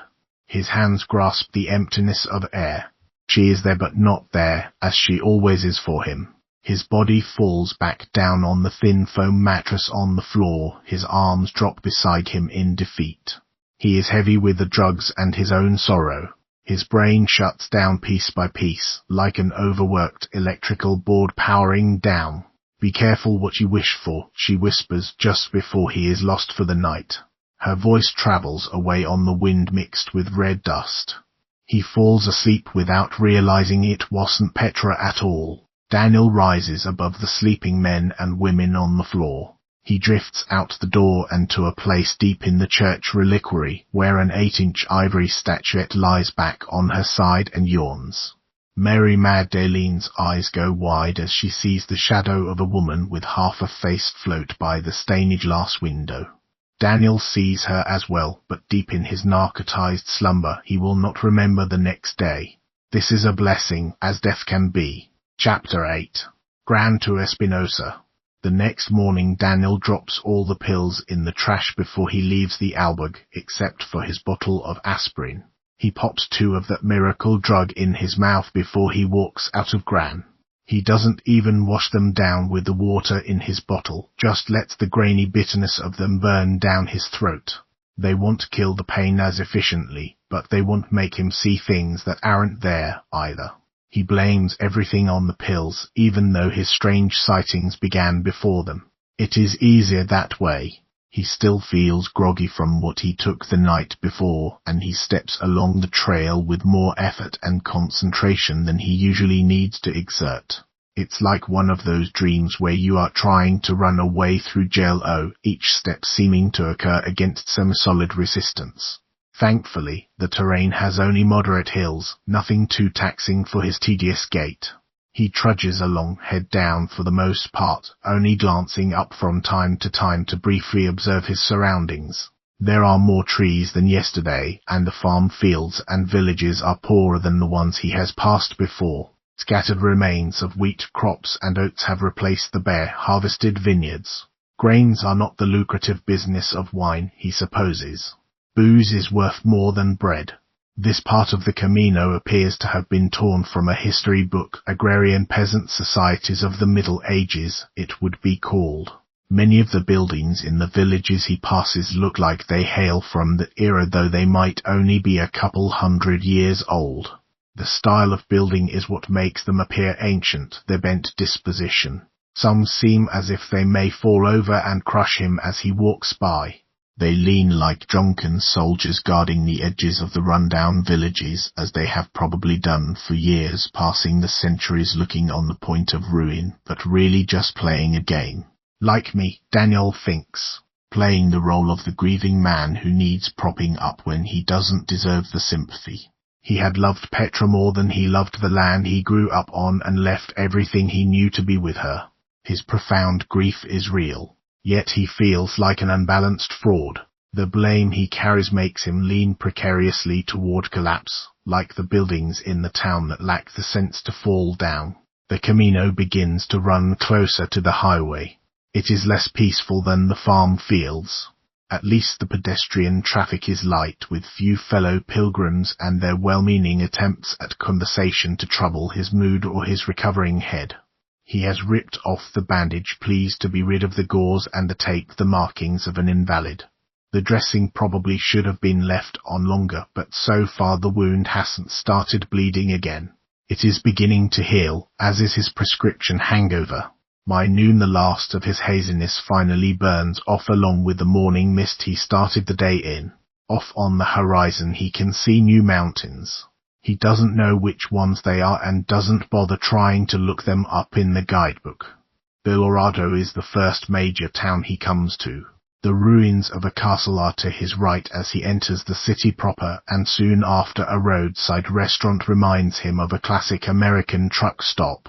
The low rectangular box of a red building and its glaring neon sign give it a nostalgic old-time diner feel. He crosses the pedestrian bridge over a busy autopista and opens the door in search of bocadillo and a Coke.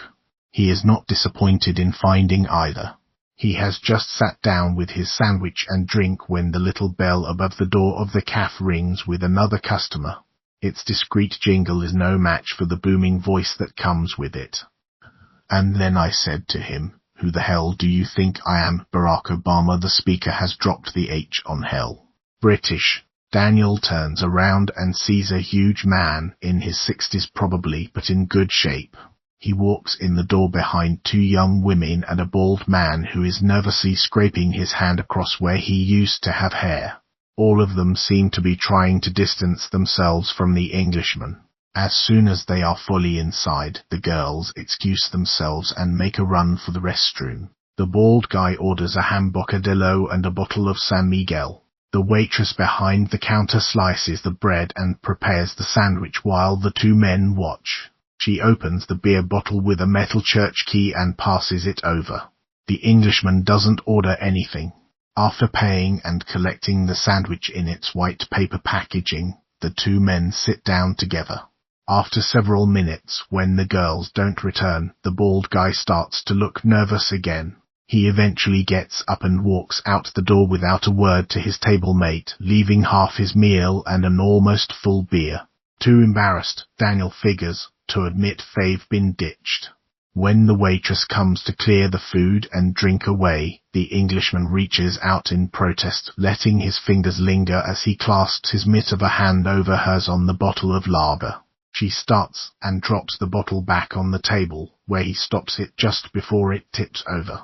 He leans over and whispers something into her ear that Daniel can't hear. It couldn't have been good though. The waitress runs into the back room like a woman pursued by wolves. Daniel has watched this whole little drama unfold. Eating alone, he doesn't have much else to do. But when he sees the Englishman get up with the beer in his hand and walk toward him, he quickly looks down as if the mottled grey arborite tabletop is the most interesting thing he has ever seen. "Mind if I sit down?" The man is too loud for Daniel to pretend he doesn't hear him. He pulls out the chair opposite Daniel, then puts the bottle of San Miguel down on the table. Seated, he leans back with his fingers interlaced behind his square head, completely at ease with himself. A big man, he must be used to inserting himself wherever he wants to be. Daniel murmurs his assent, but it hardly seems necessary at this point. "My name's Mark." He extends one of his mittened hands over to Daniel and they shake. Despite the size of man's fist, his grip is limp and clammy. "I'm Daniel." He watches as the man nods, then returns to eating his bocadillo, chewing faster now, swallowing with an urgency that only the girls hiding in the restroom can really understand. Daniel's not afraid of the guy. Nor does he have a problem with Brits, counting many as good friends. It's just he can tell there is no way that he and this man are going to get along. Mark lifts the beer to his lips and takes a stiff draught, downing almost half of it in one go. A bit of foam remains above his mouth afterward, and he wipes it off with the back of his hand. Almost every finger he has sports a fat gold or silver ring. Is this your first time on the Camino, Daniel? Daniel inwardly cringes from the decibel level. The Englishman seems to come with only one sound setting for speaking. It is. Well, this is my second. How's about that, Daniel? You ever heard of someone who would do this bleeding thing twice? Of course, Daniel has, but he is not going to say so. Had met more than one person who claimed to have made the trip a second time. Seemed like overkill to him. Yes, I know quite a few things about the way. That's for sure. Mark takes another swig of the beer. At this rate he is going to be done in 4 sips. And they say the Irish are drinkers. Have you got any blisters yet? I don't. Daniel thinks a moment and then reconsiders. What harm? I think I might have one. Late this morning he had felt another hot spot developing on the edge of his left foot.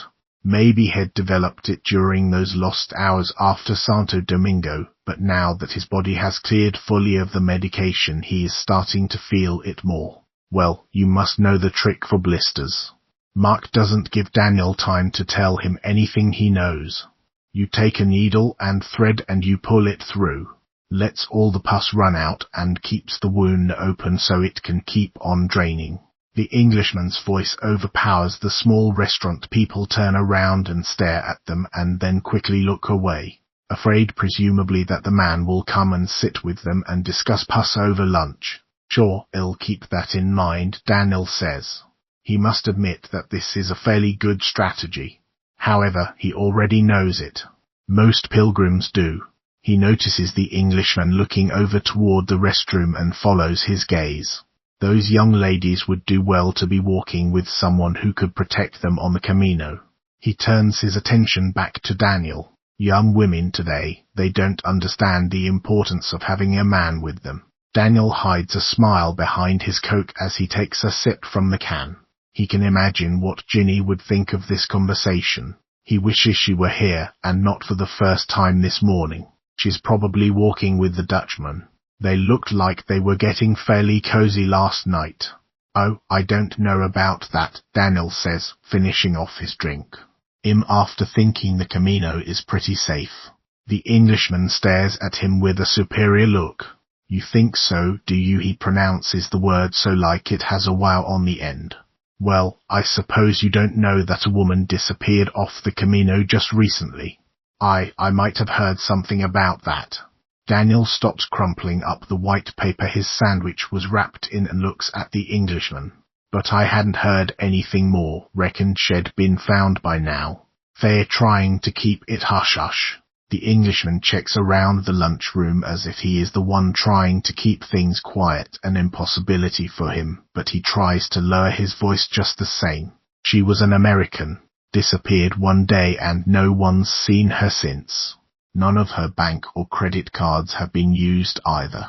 Just vanished right off the trail. Daniel thinks of Ginny again. Now he hopes that she is walking with the Dutchman. Surely it's an isolated incident, Daniel says as he stands up, throwing his garbage in the nearby can. He reaches for his pack, getting ready to go. There's been other attempts at abduction. Or abduction. Women being attacked by men in ski masks who try to pull them into a car. The Englishman glances over at the restrooms again as he wets his upper lip. Or just groped as they walk along. He turns back to Daniel. You know, a bit of the tit and tail, that sort of thing. One of his huge hands wraps around the beer bottle, and he slides it down the exterior, loosening the label made moist with condensation. He doesn't say anything more. Daniel uses the opportunity to get away. He nods as he stands, then walks over to the counter where they sell t-shirts and other sundry items, leaving the offensive gobshite to his beer. There he buys more aspirin and a headlamp to replace the flashlight he dropped in the cornfield. Trying it on, he stands in front of a mirror. He looks like a cyclops or a coal miner, but it will keep his hands free and he can't drop it if it's tied around his head. The band passes just above where he smacked his head on the rock. Once he's completed his purchases, he comes back to the table to grab the last of his things. "I'll be on my way, then." The Englishman nods but doesn't raise his head, not even when the little bell jingles as Daniel pushes hard on the exit door. He turns back and sees the big man still focused on the bottle, pulling at the wet label with a ragged fingernail, ripping it off bit by tattered bit. Once outside, Daniel stops to put on his sunglasses. He doesn't usually wear them, but after talking with Mark he feels as if he needs to hide himself somehow. The glasses provide a barrier between him and the disturbing things the Englishman told him. Daniel walks across the bridge. The traffic on the autopista below has been reduced to only a few cars here and there. It is nearing siesta, and everything is settling down for the customary Spanish afternoon nap. Daniel hurries on the trail through the streets of Belorado as one by one the little shops and caps turn their signs over to Cerrado. As he leaves the town, he passes a church built into pockmarked limestone cliffs. There are caves within it where hermits lived before they became saints. Daniel has read about them and had meant to stop and have a look. Instead he keeps on walking, no longer interested. He keeps his eyes trained on the path ahead, watching where the trail disappears into the next valley. Each time he reaches a crest, he hopes to see the familiar baseball hat and ponytail, just as he hopes the young girls will stay in the restroom until long after the Englishman is gone. She's hanging laundry outside the AudioBook when Daniel catches sight of her, clipping her socks one at a time on a long line strung between two trees. He doesn't trust his eyes at first. He had been hoping to see her all afternoon and was frequently disappointed. Now she looks like a mirage of his own making as she bends down to get her damp t-shirt out of the basket, two brightly coloured clothes pegs held gingerly in her mouth. Ginny, he stands beside the grassy triangle formed by the meeting of the Camino on one side and the one narrow street of Espinosa on the other. She stops and considers him for a moment, then picks up the wash basket and saunters over. "Hi, Daniel." She balances the basket on her hip, like a 50s housewife. "Sure, Ginny, about yesterday." Ginny shocks him by raising two fingers swiftly and placing them on his lips. "Let's go find someplace to talk." The picnic table behind the AudioBook borders on rolling empty fields, the soil grey and cracked from a summer of harsh Spanish sun. Ginny has dropped her wash basket inside the back door and come to join him there. She holds two lemonades she purchased from the vending machine inside. "Here, you look like you could use this." He can. Lemonade is the elixir of the gods on the Camino. It's the perfect balance of salt and sugar to restore a pilgrim's electrolytes with some vitamin C mixed in. That, and it tastes fabulous. "Thanks." He tries to twist the top off, but it won't budge. Ginny reaches for the bottle and deftly pops the cap with the opener she had ready in her pocket. She does the same with her own. They sit with the bottles in front them, not drinking, but not talking either. Daniel doesn't know where to start. "What happened yesterday, Daniel?" "I went off my nut is what happened." He reaches out and takes a sip of the lemonade. It wakes up his tongue, maybe loosens it a little. It was the painting. The one of the hanging. That was pretty damn obvious. She keeps the mood light. She wants him to feel at ease. He is grateful for this. It makes getting ready to tell a half-truth easier. "I reckon it reminded me of what happened to Petra." "She hung herself?" Ginny asks, surprised. No, nothing like that," he says. "She had cancer. It got fairly bad toward the end." He pauses, considers the memory of his wife wasting away in front of him. Her eyes still so alive, but the rest of her body just a painful shell. A flesh prison she couldn't escape. Sure, it got really frickin' bad, he says. Ginny nods and waits for him to go on. We made the decision to take her off the life support. That was how she wanted it. We'd discussed it before, and they had. Petra was adamant. No heroic efforts. A DNR when the time came. That must have been really difficult. It's not like it is in the movies, of course. Daniel takes another sip of the lemonade and places the bottle down on the rough wooden table. The wet label against the skin of his palm reminds him of the Englishman, and he recoils, snatching his hand away. She started choking, grabbing at her throat. My God. It went on for a full 10 minutes, her being in distress like that. Sure, I couldn't take it any longer. I had them put the breathing tube back in.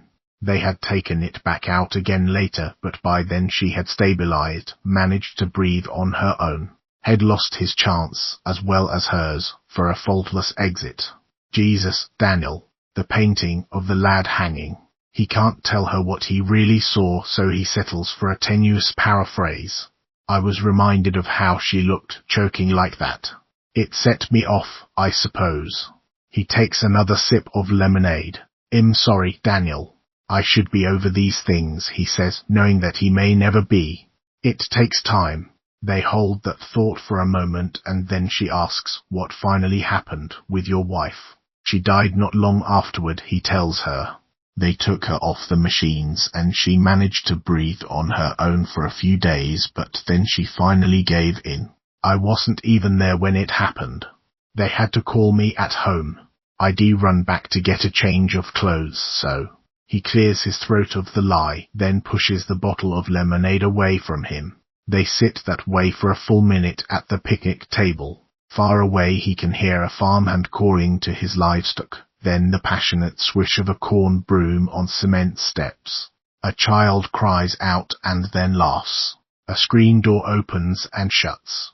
It cuts off a child's giggles behind it. What harm, Ginny? Daniel finally says, breaking the silence of ordinary sounds. They let you put down an animal that's suffering, but a person. He stops and gazes out into the dreed-up fields, unable to finish. Yes, she says simply, hesitating a moment before she puts her hand on one of his. I understand. Daniel stands in front of the cracked mirror in the AudioBook washroom. He's wetted the comb in his hand with the dribbling stream of water from the faucet. Now he is trying to use it to force his curly hair into submission. It is stuck up like a circus clown's after the nap he just woke from. Rushing, he hits his healing head wound with the comb's teeth and curses. He's supposed to meet Ginny across the street at a pub for dinner. The pub. The whole hamlet consists of just it, the AudioBook, 2 houses, and a falling-down barn. Of the 5 buildings, the man who runs the AudioBook owns 3 of them. He gives up on his hair and forces the door to the small washroom open. It catches on the warped floor and he has to push hard to move it. When it finally gives way, it hits the wall with a thud that shakes the whole upper floor. A small Japanese woman sitting on a twin bed looks up at the noise and then returns to the book she is reading. The title on the cover is unintelligible to him. All the Japanese characters seem like a cross between little houses and the symbol for pi. Their black strokes end in narrow points as if they were painted in haste with a fine-tipped brush. Sorry, he says. The woman doesn't look up from her book but waves a delicate hand in the air. He is forgiven and dismissed all in one go. The night air feels cool on his face. It sharpens the soft edges still left over from his nap. He feels more clear-headed, more awake. He takes a deep breath and tastes moisture in it. Rain tonight or tomorrow morning. That will be good, the soil could use it. Almost 2 decades away from home, and he still looks at weather as a farmer would. He spits in his palm and makes one last attempt to pat down his hair before he opens the door to the pub and walks in.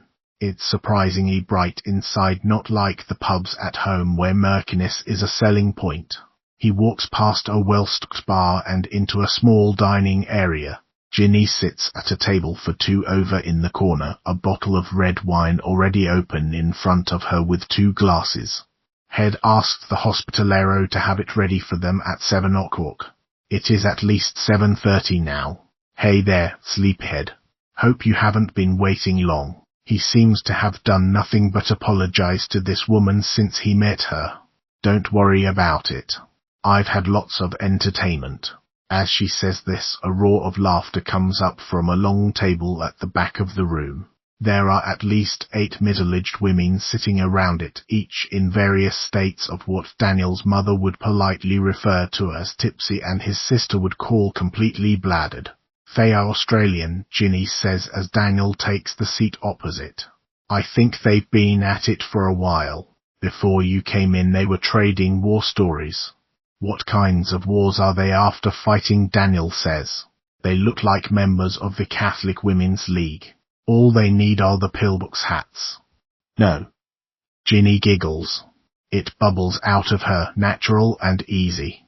More like Battle of the Sexbots. They are trying to one-up each other with tales of embarrassing one-night stands. The last one involved hand puppets. I'm glad you went here to hear it. Gather I'd be shocked to you. He takes the second glass and fills it halfway with red wine. If you weren't shocked, I'd be concerned about you. The waiter brings a menu, and Daniel leans over to share it with Ginny, but she's already eaten. He feels guilty again for being so late. Ordering a seafood paella, he hopes it will be as good as the one he had at the Rioja festival. They talk a bit about the towns they walked through and the things they saw that day. The castle ruins. The roadside stands selling air-dried embutido and rich, ripe fruit. Daniel's paella comes quickly. This most likely means it was made in the microwave. He attacks it lustily with his knife and fork just the same. Another peal of laughter rises from the group of women at the long table. One of them falls out of her chair. The proprietor runs over to help, then brings back shots of grappa on the house for each of them, in an act that can only be described as enabling. When he offers one to Daniel, he waves it off. A glass of wine will be enough for him. So, what happened to Rob? Daniel has been wondering where the Dutchman is since he got here but was afraid to ask. He wanted to go on to the next town. More choices for places to stay and eat. A countdown begins at the long table. When they reach blastoff, they all down the grappa. One of the younger ones burps loudly into a napkin. Ginny rolls her eyes. Maybe he had the right idea. Oh, I don't know. I'm getting right attached to them. Daniel pops a rubbery but well-seasoned shrimp into his mouth, grinning at her. He feels so much better than he has the last few days. The nap. The meds out of his system. Then again, I've always enjoyed the company of women. Is that so? Ginny arches an eyebrow over the rim of her wine glass.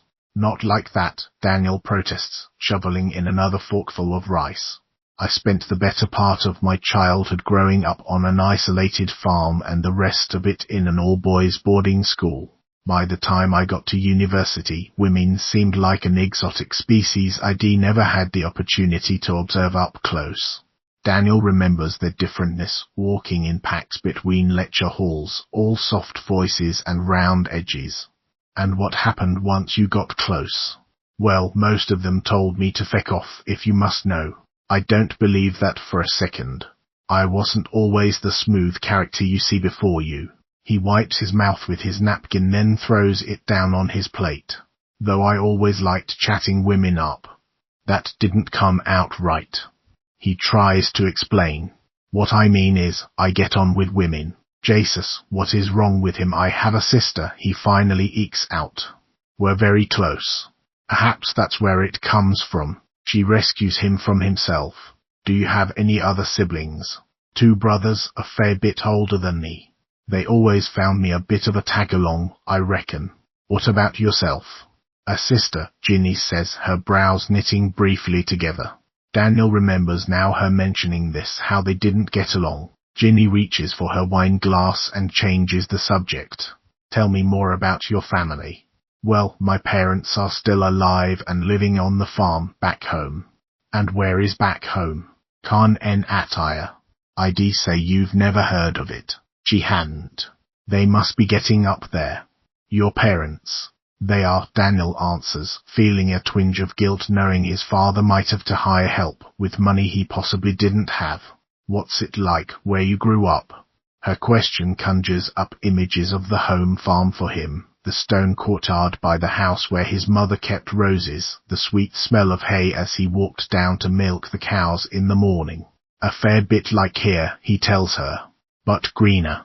We raised dairy cows, so it's mostly hills and valleys for grazing. He coughs a bit from the spiciness of the paella and takes a sip of water to offset it before going on. The area gets its name from the hill overlooking our farm. You can see hundreds of acres of pasture in the vale from it. We'd always be up there when we were young, searching for wild mushrooms for supper or just messing about, you know, kid stuff. He pauses, remembering his last trek to the peak. Petra had loved hiking up the heavily wooded slope whenever they went to visit his folks.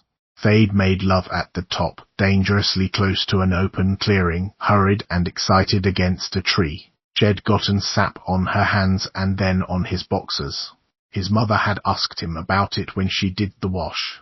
Petra started to laugh so hard she had to leave the room. What does the name mean? Ginny asks. Daniel doesn't understand her question at first, still lost in the memory of that sweet, sticky tree sap. You said, the area gets its name from the hill, she prompts. I can't attire, he says, coming back to himself. It means hill of our fathers. Probably the better part of my mouldering ancestors are buried up there somewhere. Will you go back? She asks the question innocently enough, not realizing how loaded it is for him. I said I would, he admits. After Petra died. Both my brothers are doctors, so there's no chance they'll be taking over the farm. So why haven't you? She asks, pausing. Gone back, I mean. You're after sounding like my sister. He hadn't meant for it to sound so curt. He makes a point of softening his tone. I'm a bit slow in getting ready to go, is all, he explains. Petra's illness, her death. It happened so quickly. He holds the fork suspended in his hand for a moment. Was there ever any hope? Ginny asks gently. No, there wasn't. He lets that hard truth sit between them for a moment, then adds, she was a tough one, though. You'd never have known what she was up against. Daniel remembers the diagnosis, the feeling like his stomach had sunk into his feet at the doctor's office. Petra had taken his hand but otherwise remained composed throughout the conversation of chemo and months remaining. She had been adamant with him after they left the office. She wasn't afraid to die. She was trying to be strong for you, Ginny says matter-of-factly. He looks across the table at her with his mouth open, quickly shutting it when he realizes there is still some paella in there. Remarkably, what Ginny said has never occurred to him. That his wife might have been putting on a mask of strength for his sake. He had been too busy with his own dissections during her illness trying to act like he wasn't ripping apart inside all those months. I thought I was after being the strong one, he tells her. But he knows in the end he was weak. Have you spread the ashes yet? No, he admits, a bit defensive. He takes a long sip of wine so he doesn't have to look directly at her. I don't believe I found the right place. He doesn't tell her about Finisterre. It sounds too much like he's procrastinating. Instead, he toys with what's left of his rice and adds with emphasis, and if you haven't noticed, I may be losing my mind. Oh, Simon, it's not that bad. I'm after seeing zombies in cornfields, Ginny. Just the one. One is surely enough. Daniel, you were exhausted, and it was dark. And all that wine we drank couldn't have helped. And what about the cemetery? He reminds her. His stomach is starting to tense up with the discussion. He puts down his fork. I told you, Daniel, you hit your head really hard. Enough to go bleeding mental in the middle of the chicken cathedral. He has raised his voice. He picks up his fork and stabs at a particularly tough shrimp that bounces off his plate and skitters across the tile floor. The Australian women turn in their chairs to look at him. He and Ginny stare at one another for a few seconds, not knowing what to say. Okay, that was pretty strange, she says, and starts to giggle again. The Australians go back to their grappa. The waiter covertly retrieves the wayward shrimp. The Dutchman thought you had a thing about birds. Now they are the ones to burst out laughing. Perhaps it was all explainable after all. The last incident just a weird interaction of the meds. All doctors are quacks, Daniel thinks, remembering the country physician and his Santa Campa story. He decides even his brothers are a couple of prats. He's glad he threw all the pills in the garbage. You're tougher than you think, Daniel. I wouldn't worry